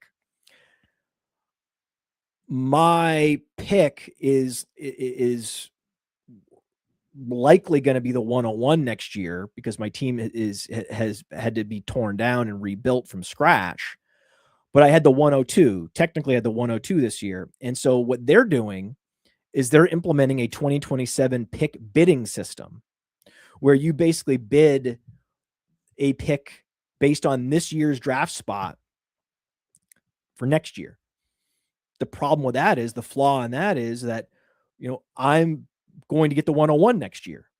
So whatever pick I had this year is not the same pick I'm going to have next year. Yeah. Right. There are teams that started rebuilding recently and suddenly they're disadvantaged. And the reason I'm disadvantaged is because I have 3 2027 firsts in that league. I have 3 2027 thirds, but I only have 1 2027 second. And he is likely to go mid-second round next year. If he were to stay at Texas Tech, I think he would go mid-second round because of the strength and the depth of the 2027 class. He'd be an early to mid-second rounder. I think you could argue, based on where Ty Simpson went this year, that if he were in this year's class, he'd have been a late first rounder. Like Simpson would have been drafted, and then let's say he went 10 spots after Simpson in the actual NFL draft. Depending on which team he ended up, if he ended up on the Jets, he ended up on the Dolphins, he'd be drafted before Ty Simpson. He would have been a mid-first rounder, even an early first rounder, if it was best case scenario. Let's say he somehow went to Arizona, right? Let's say because I had Arizona trading with Seattle for the 32nd pick to get Ty Simpson. That was my prediction. And so what if a team traded with the Cardinals at the end of the first round and they came in and get their quarterbacks? Hey, we got our running back, got our quarterback. They're throwing the ball to Michael Wilson and Trey McBride and Marvin Harrison Jr. Suddenly there's a case where people might be saying, hey, I have him right there with Fernando Mendoza. Right. But that all didn't happen. All didn't happen because this guy's an idiot. Yeah. And so he goes in the 2027 draft where he's going to be competing with a lot of other quarterbacks. And so he would likely, and better receivers, like just a stockpile class. It's going to be an epic talent pool that we have at our disposal in 2027. So I think best case scenario, late first in the 2027 rookie draft, more likely early to mid second round pick for Sorsby. Because again, if we go back to his resume, 2 straight seasons with about 2,800 yards at Cincinnati, about a 7.8 yards per attempt, about a 62% completion percentage, about 22 touchdowns and 6 interceptions and 500 rushing yards. Yep. That's Sam Howell. Yep. Okay. So that it's the rushing and the size, like and the arm strength, you put the whole package together. Okay. You can build a scout's case that he's a late first rounder, early second rounder, but stacked up against the talent in the 2027 class, I think he would have dropped down and again, would have been this popular mid second round pick next year. Okay. That's the Sorsby that doesn't have a gambling problem. Yeah. That's the Sorsby that goes to Texas Tech and does well, right? It builds on his production from Cincinnati and improves. That's what we're saying. Now we're talking about a player who's radioactive. We're not sure where he's even going to be supplemental drafted by NFL teams. And so now there's really not a lot of information. The only information we're going to get is where he's ultimately picked. So firstly, if you are going to implement this bidding system where you bid 2027 picks, it has to be after he ends up getting selected in the supplemental draft. So then at least you have the draft capital from which you can then gauge how much he's worth in terms of 2027 capital. You'll have his draft capital and you'll have his landing spot. And those are 2 very important data points when you're valuing players for Dynasty. So you need that. Once you have that, right? And I'm assuming that once that all plays out, I will value him like a late second rounder. Okay. That's what I'm assuming is my valuation.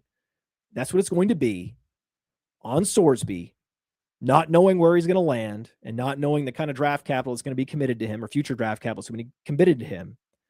Knowing that, I would say I'm projecting a late second 2027 pick valuation on Brendan Sorsby.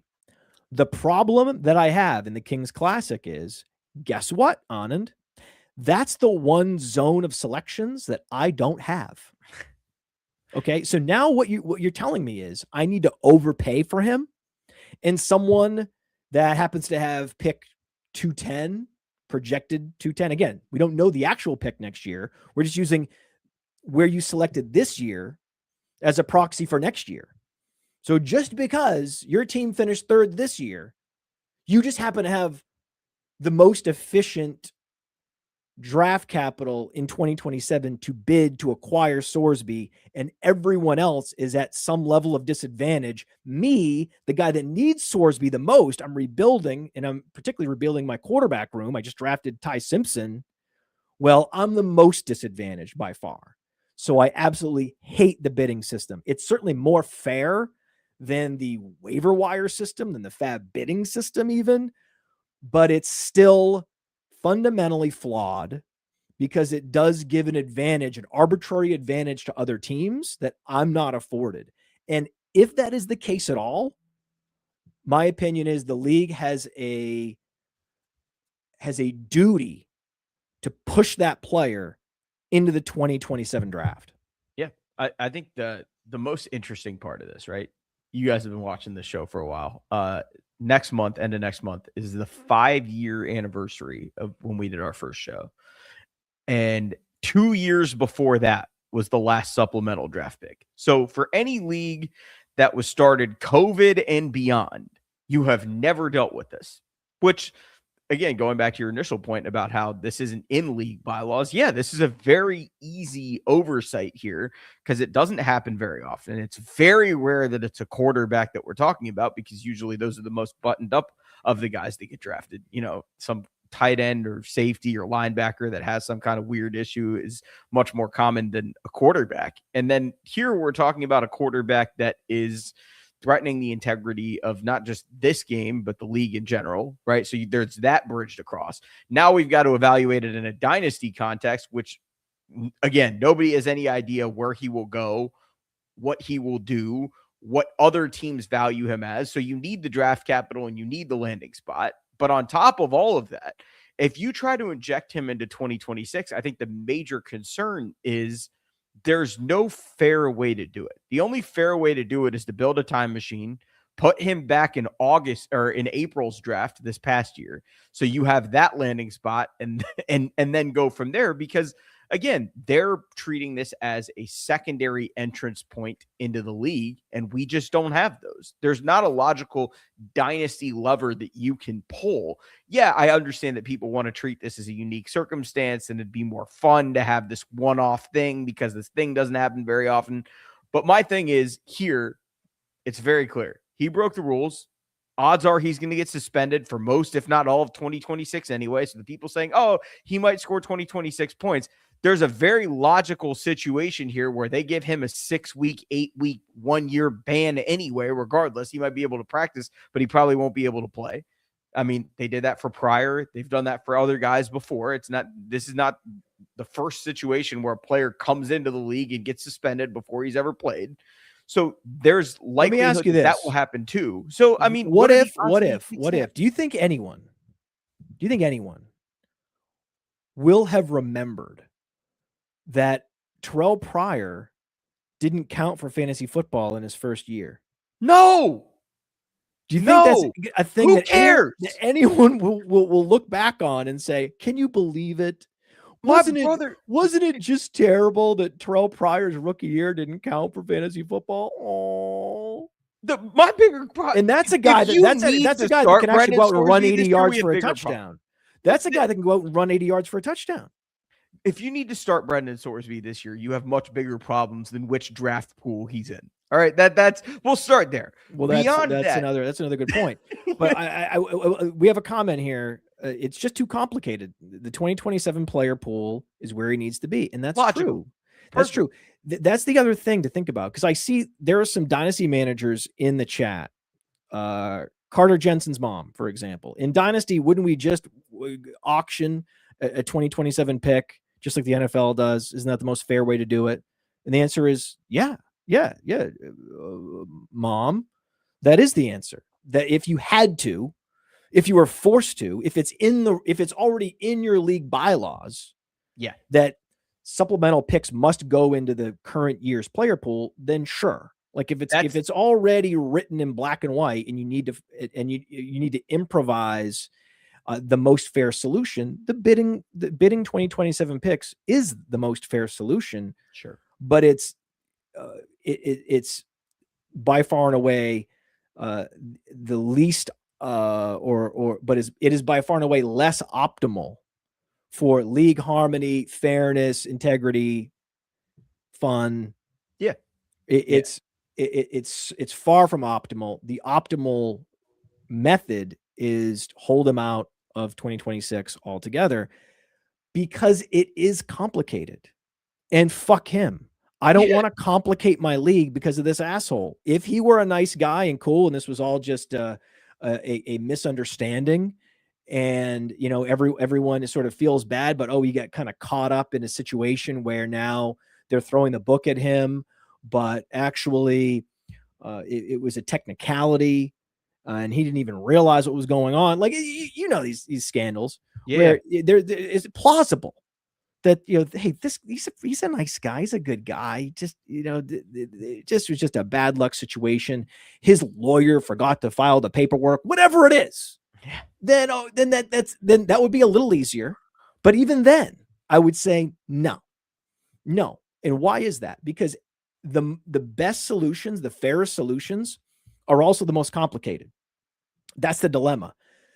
If you just put him on the waiver wire and say, let the highest waiver claim have him, well, that's the least fair, but also the easiest and the most streamlined, and it has the least amount of paperwork that the league commissioner has to do. It's the least amount of hassle for the league commissioner. The league commissioners already are saints, these people. I mean, I'm criticizing league commissioners over here. Like in fact, I called one corrupt. And this is me from my ivory tower, having not managed a dynasty league in more than a decade. And the people that are managing dynasty leagues, they deserve our respect. There's a lot of work involved. They take a lot more than they receive, right? They do a lot and they don't get a lot back. So I respect the hell out of them. But I'm also, just like I'm not a professional athlete, I'm allowed to criticize professional athletes. And this also advantages the most active owners, right? So this is the other problem is, okay, you're going to throw some complicated bidding system at me.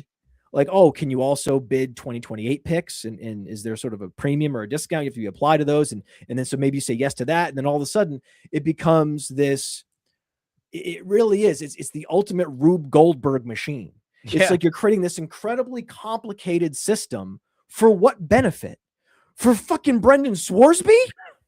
And not only Brendan Sorsby 2026 stats? That's what we're constructing, this Rube Goldberg machine.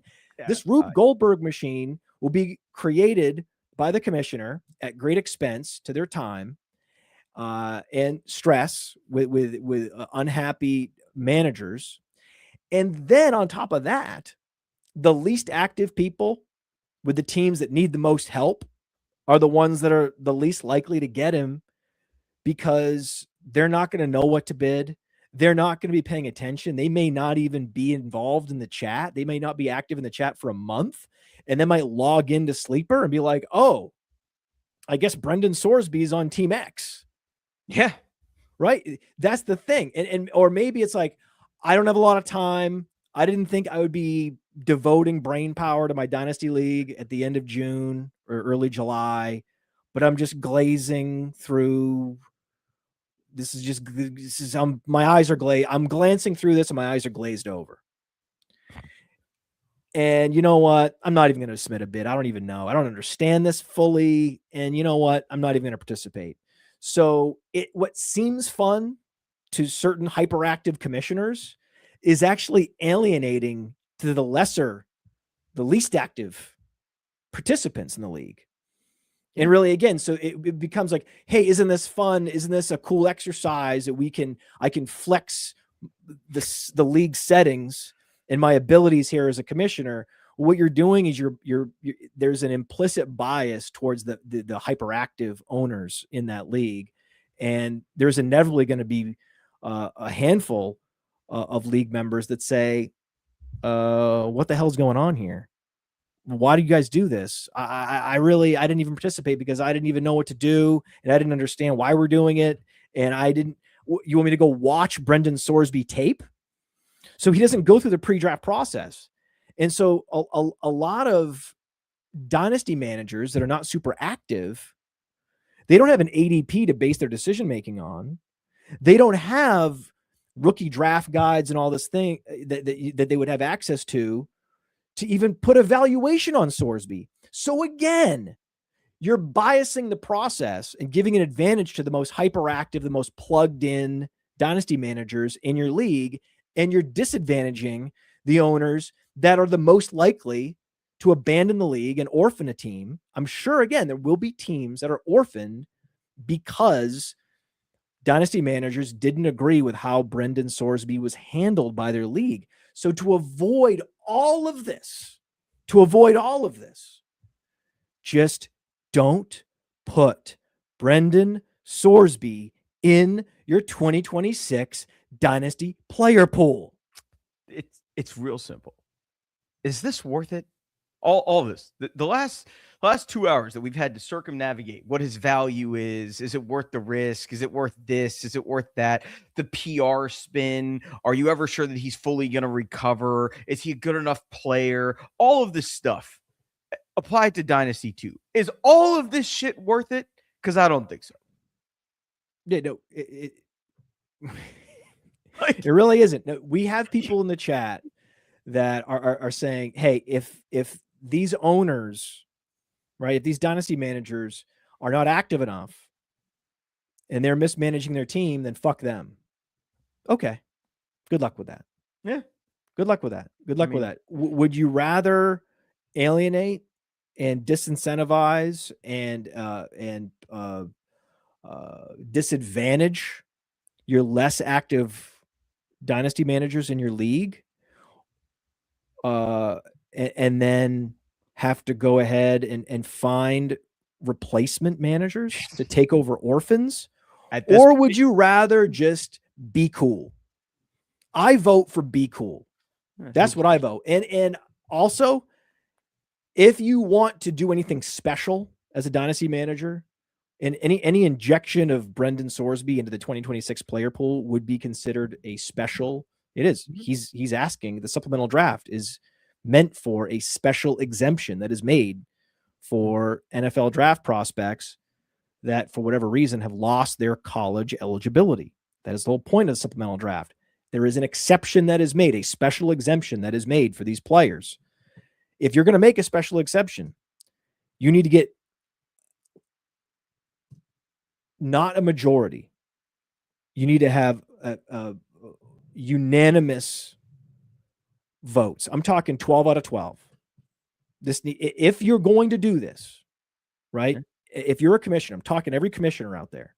If you do this and anyone in your league votes no on the scheme, don't do it. Don't do it. But again, and this is for the kid's mom. What was the kid's mom? Where was she? Oh my God, we've had so many comments. I've lost Carter. It's Carter Jensen's mom. Mom, if you're a commissioner and you want to do the 2027 bidding because you think it's fun, great. If 11 others in your league also think it's fun and vote for it, do it.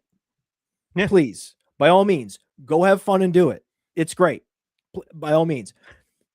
But if you don't have unanimity, don't do it. That's my advice.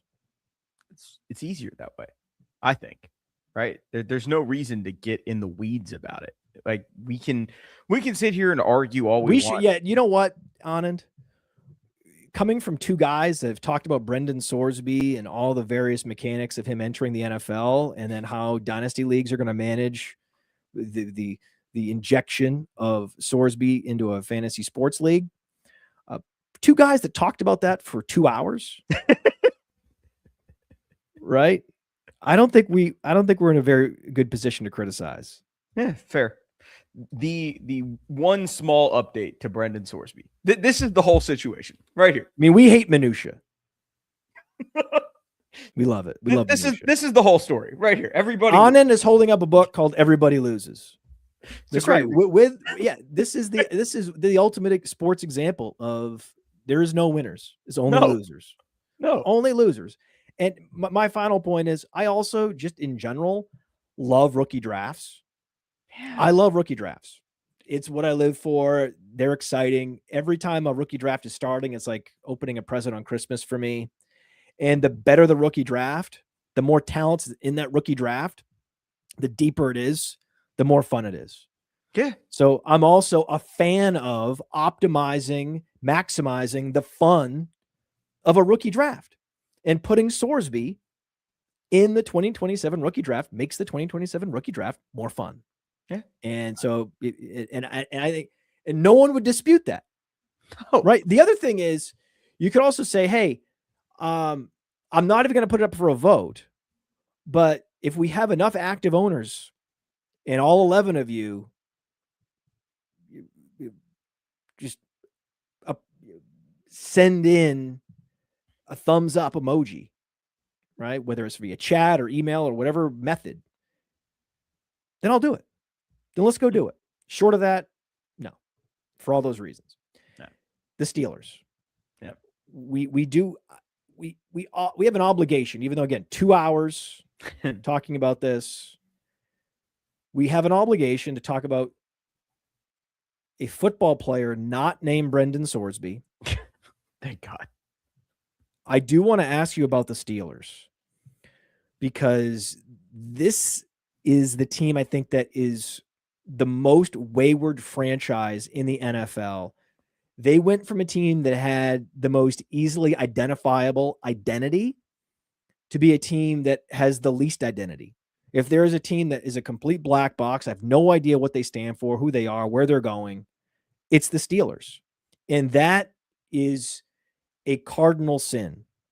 You need to start from the position of, here's our mission statement. Here's our goal. Here's where we're going. And all our actions, all our moves, all of our transactions, everything we say in front of the media, it's all driving toward that purpose. With the Steelers, it's like, yeah, we'll see what happens. I mean, I can't believe we're here where the Steelers are in quarterback purgatory. And of all the teams around the league, they seem to be the least equipped to escape quarterback purgatory, which means they're going to luck into Arch Manning next year. I think this whole show is just a long con to piss off your father-in-law. just to bring this back full circle.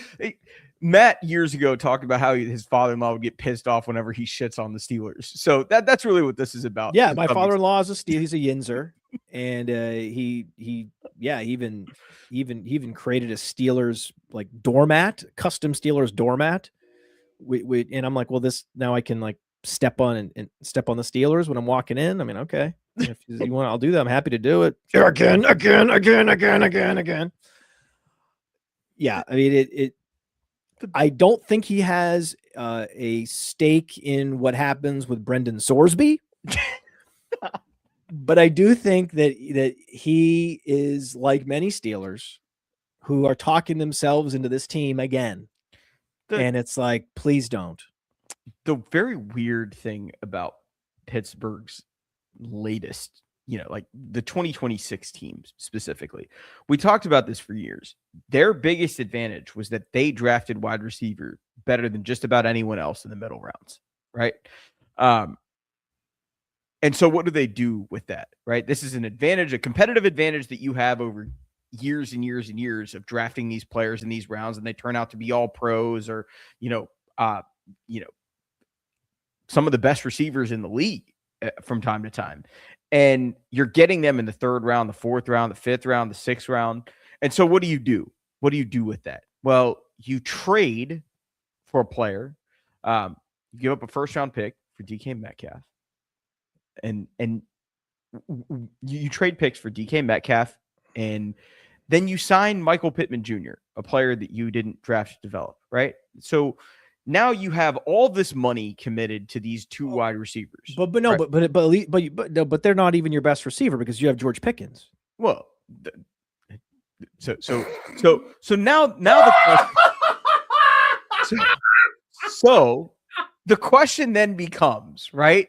No, but you drafted Caleb Johnson, so you have a stud running back. No, so now the question becomes, right, with these two wide receivers, clearly you're in win now mode, right? You can't wait a year or two to draft another guy. Oh yeah, the Steelers are in win now mode. Right. That's the best part. That's how you know they're the worst run franchise, because that team is in win now mode. Well, convincing 41, 42-year-old Aaron Rodgers to come back and save you, that might not work. There's Will Howard, the 6th round draft pick that, missed most of last year and didn't really get a shot. Now you got another one in Drew Aller, who, Penn State kid, and now you're going to hope that maybe he gives you a shot. What are we doing here? Their solution to the quarterback problem is Aaron Rodgers. Their solution. I'm pretty sure they still have the most expensive defense in the league. Right. This is my question. Aaron Rodgers. What are you doing? They're trying to bring in Aaron Rodgers. They're trying to squeeze the last ounce of production out of Aaron Rodgers, and they're trying to deprogram Drew Aller. That's their strategy to solve the quarterback position. And I'm not that. Does this not remind you of Atlanta when Matt Ryan was on his way out the door, and you're just like, commit to one or the other. Either you're going to go all in and really try to win now, which kind of, sort of, or you're going to accept, hey, we got to tear this whole thing down and rebuild from the ground up. maybe get a new voice in there, which good on them. Like they wanted to go for McCarthy, fine. But I don't know. What I really don't get here is the things that you do well are expensive for you. Historically, you've been a defense first team. Great. Defense is expensive. You draft wide receiver well. Wide receiver is expensive. Everything that you have an advantage doing, you've made expensive for yourself. So now you have no advantage. Your advantage is basically hope Aaron Rodgers brings back 2010 Aaron Rodgers. I don't think that's happening. Or hope that Drew Aller or Will Howard break out as 4th and 6th round picks. I don't see it. I don't see the vision. I don't get it. But even if this is a break year, right? Why sign Michael Pittman Jr.? Are you hoping that next year you plug in a quarterback in year 1 or 2, they're ready to win a Super Bowl? That's the path that you're looking at. It's that narrow. Oh my God. The uniforms, man. I don't know. I just put Aaron Rodgers up on the screen with a futuristic. This is the futuristic version of the Steelers, and he has that Galaxy Brain helmet too, the big helmet, which is good for him. It's good for to preserve his brain health. So he's a smart guy. He's on Celebrity Jeopardy. So I think that's of course he has a protective helmet. Why? Because he's a rational person. Yeah. He knows that his brain function is the most important thing. So good for him there. The Aller pick, I think was the window. I mean, that wasn't the win. I mean, the Michael Pittman signing and the choosing DK Metcalf over George Pickens, all these decisions they're making, just stacking wrong decisions. That the Drew Aller one was really a window into how rudderless this franchise is, because it's the perfect purgatory pick because it has value, right? That's a valuable pick. So there you're like, okay, this is a trade-off. There's opportunity cost here with Drew Aller, right? So we took him over a player that we think can help us or could help a rebuilding team, right? If they were rebuilding with eyes wide open, then they would go ahead and maybe use that on like a guard or some kind of long-term foundational piece in day 3. Did they do that? No. Right? They used it on a quarterback who is a total long shot. The percentage chance that a guy like Drew Aller, based on where he's drafted, ends up becoming an every week starter and earning like a franchise quarterback level salary and contract at some point, it's almost as low as a quarterback drafted in round 7, or even round 6 or round 5. In those rounds, round 5, round 6, round 7, there's not much opportunity cost. You're talking about depth pieces anyway. You're talking about backup linebackers, right? A guy that's going to cap out as your 4th corner, right? That's not a big trade-off. Go right ahead and take Aller in that situation. No problem. Right? Yeah. But when we're talking about a day 2 pick, now all of a sudden they're committing real capital to a guy that they think could become like a cornerstone of their franchise. And that's not in Drew Aller's range of outcomes. So right there, it's like such an indictment, that pick 76, Drew Aller, should have horrified anyone in Pittsburgh because it's neither a win now move nor a rebuilding move. No, it's the ultimate purgatory move. It's a great, we like the traits, but we don't like the player move. Like if you looked at him, right? Like if you just watched him in a throwing session, you'd be like, wow, that's really impressive QB. But then you get out onto the field, he looked worse at Penn State than he did in high school. Like this was a guy, before he started. We're going to deprogram him. We're going to deprogram. How are you going to deprogram 4 years of not great, man? Like he's probably just not great. I understand the fascination with there are very few body types that look like that can throw like he throws. Again, that's the 10% of the job. The 90% is what you have to figure out. The 90% of the job is what you have to figure out. Throwing the ball as hard as you can and looking good doing it is 10% of the job. Like you're missing the forest for the trees. This is not like, I don't think that he would be ready to start for 2 years, even in the best case scenario. So what are we doing here? What are we doing? I don't know. Early 3rd round pick. I don't get it. And we have the best commenters. I mean, we're live streaming to a lot of people, hundreds and hundreds of people, and they are clever.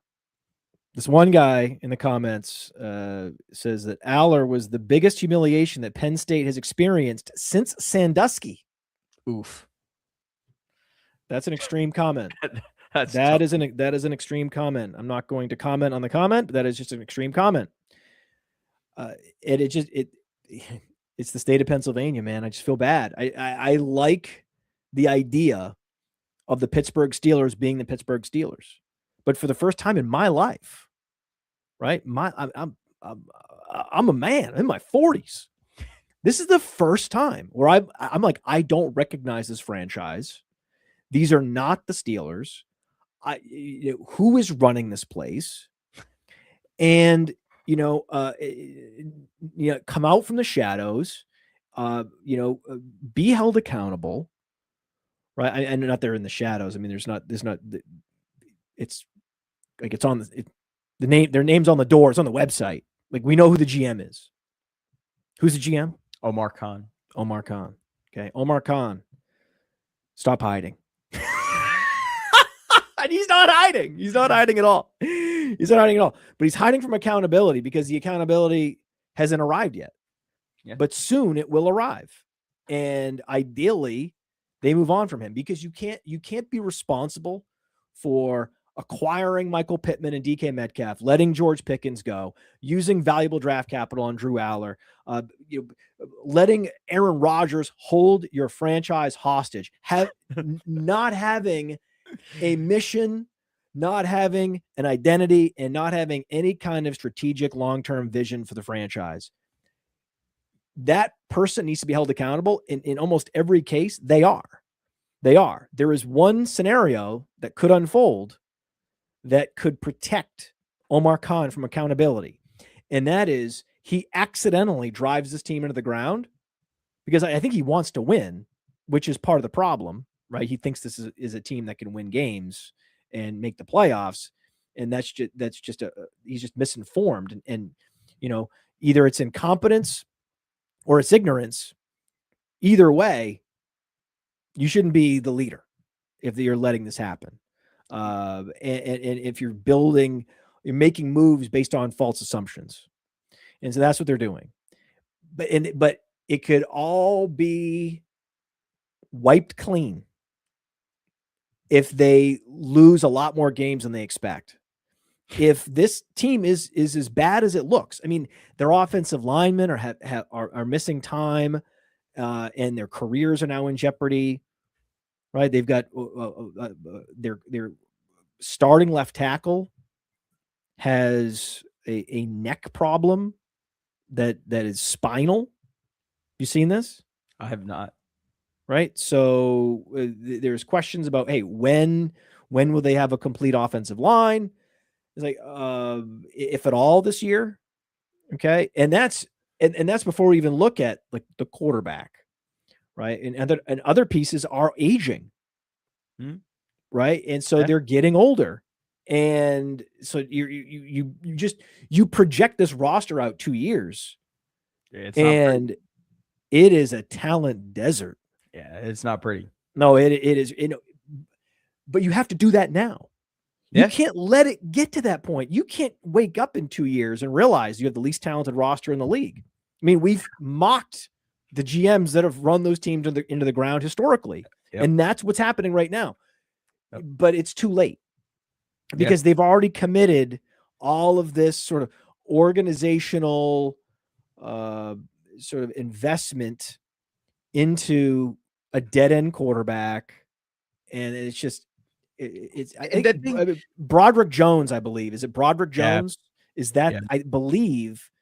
I just want to get I want to get this right because the Steelers are now entertaining offers for Broderick Jones because he did experience a neck injury in week 12 of 2025, and he has since suffered a setback, and his availability for the upcoming season is highly uncertain. Oh boy. This is their cornerstone left tackle for an immobile quarterback. Oh. Right? This is the blindside protector of a quarterback that has some of the least mobility in the league. Yeah. And all signs are pointing to the Steelers being highly disappointing this year. And they could be so disappointing as many other teams are improving, right? The Titans are improving.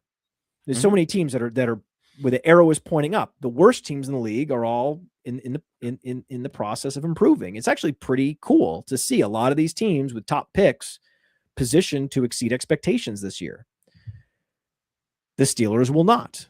They will miss expectations this year. They could miss expectations so dramatically at Anand that they end up with Arch Manning and all is forgiven. And this is and none of this, everything I've laid out is all obsolete. It never happened. It's like an alternate reality for the franchise. You know how like whenever someone takes over like a not so great apartment, there's always there's like a thin layer of white paint over everything. There may be a spider on the wall and we just put paint over it. There's a light switch that's been painted 7 times, right?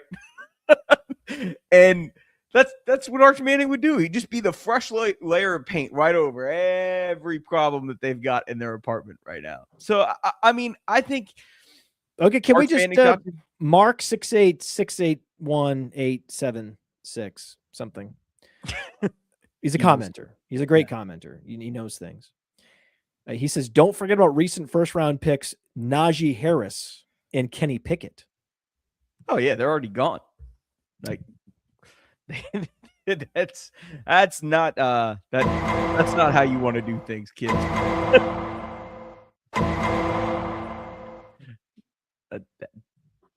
Yikes.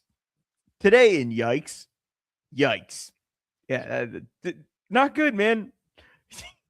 You're looking for some kind of direction, and the direction right now is south. Not good. Steelers are really bad. Really, really, really, really, really bad. And they're going to get worse before they get better. But they could get completely and utterly bailed out. Yep. You just gotta look for that. Yeah. You gotta look for that. Pick up a lottery ticket, man. Sometimes it hits.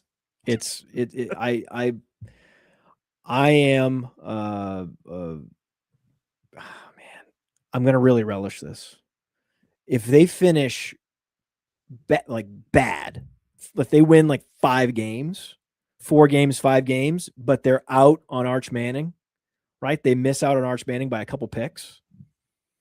That would be best case scenario for me personally.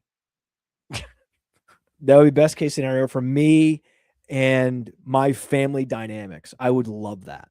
That would be so perfect. Would that be betting against themselves to bet on themselves long term? Is that what you're saying? I don't understand what you're saying, but I believe you, and I think I'm happy to kind of try to process that for a moment. They're betting against themselves short term. Okay, bet on themselves long term. But they're trying. They're betting on themselves long short term. Yeah, they're fading themselves, which will inevitably lead to them accidentally betting on themselves in the long term. Yeah, they're basically tanking their short term to win in the long term, right? If they're not tanking though, that's the whole point. They don't know they're tanking any of this deliberately. None of this is strategic. Oh, I'm not saying that it's strategic. I'm just saying whatever happens to them, all the good things that happen to the Pittsburgh Steelers the next 5 years are going to be completely 100% accidental. Let them win. You know, the best thing that could possibly happen for the content, right, is that they start off like 4-8 and then inexplicably rail off like 4 wins in December and November.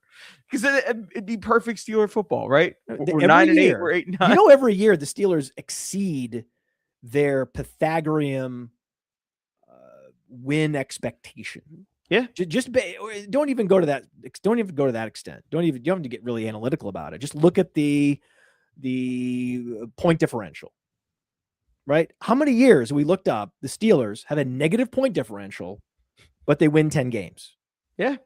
Like they've mastered the luckiest win-loss franchise in the NFL the last decade. And if this is the year it all catches up, right? If this would be the year, they're so lucky that this would be the year that, actually, we have a reasonable point differential, but we keep losing all these close games. Oh, damn it. We got Arch Manning. Shoot. Oh, well, I guess we ended up with Arch Manning after all. That would be the worst case scenario for the Podfather. Thanksgiving dinner would be a hell of a time, though. Yeah. I mean, I'm happy to actually, you know what? I'm happy to break down Arch Manning from my my father-in-law. I think that I'd have a good time doing that. We do have more to talk about, but we are at the end of the show. We spent so much time talking about Sorsby that we're well over 2 hours recording time. We did not get a chance to talk about Mike Vrabel.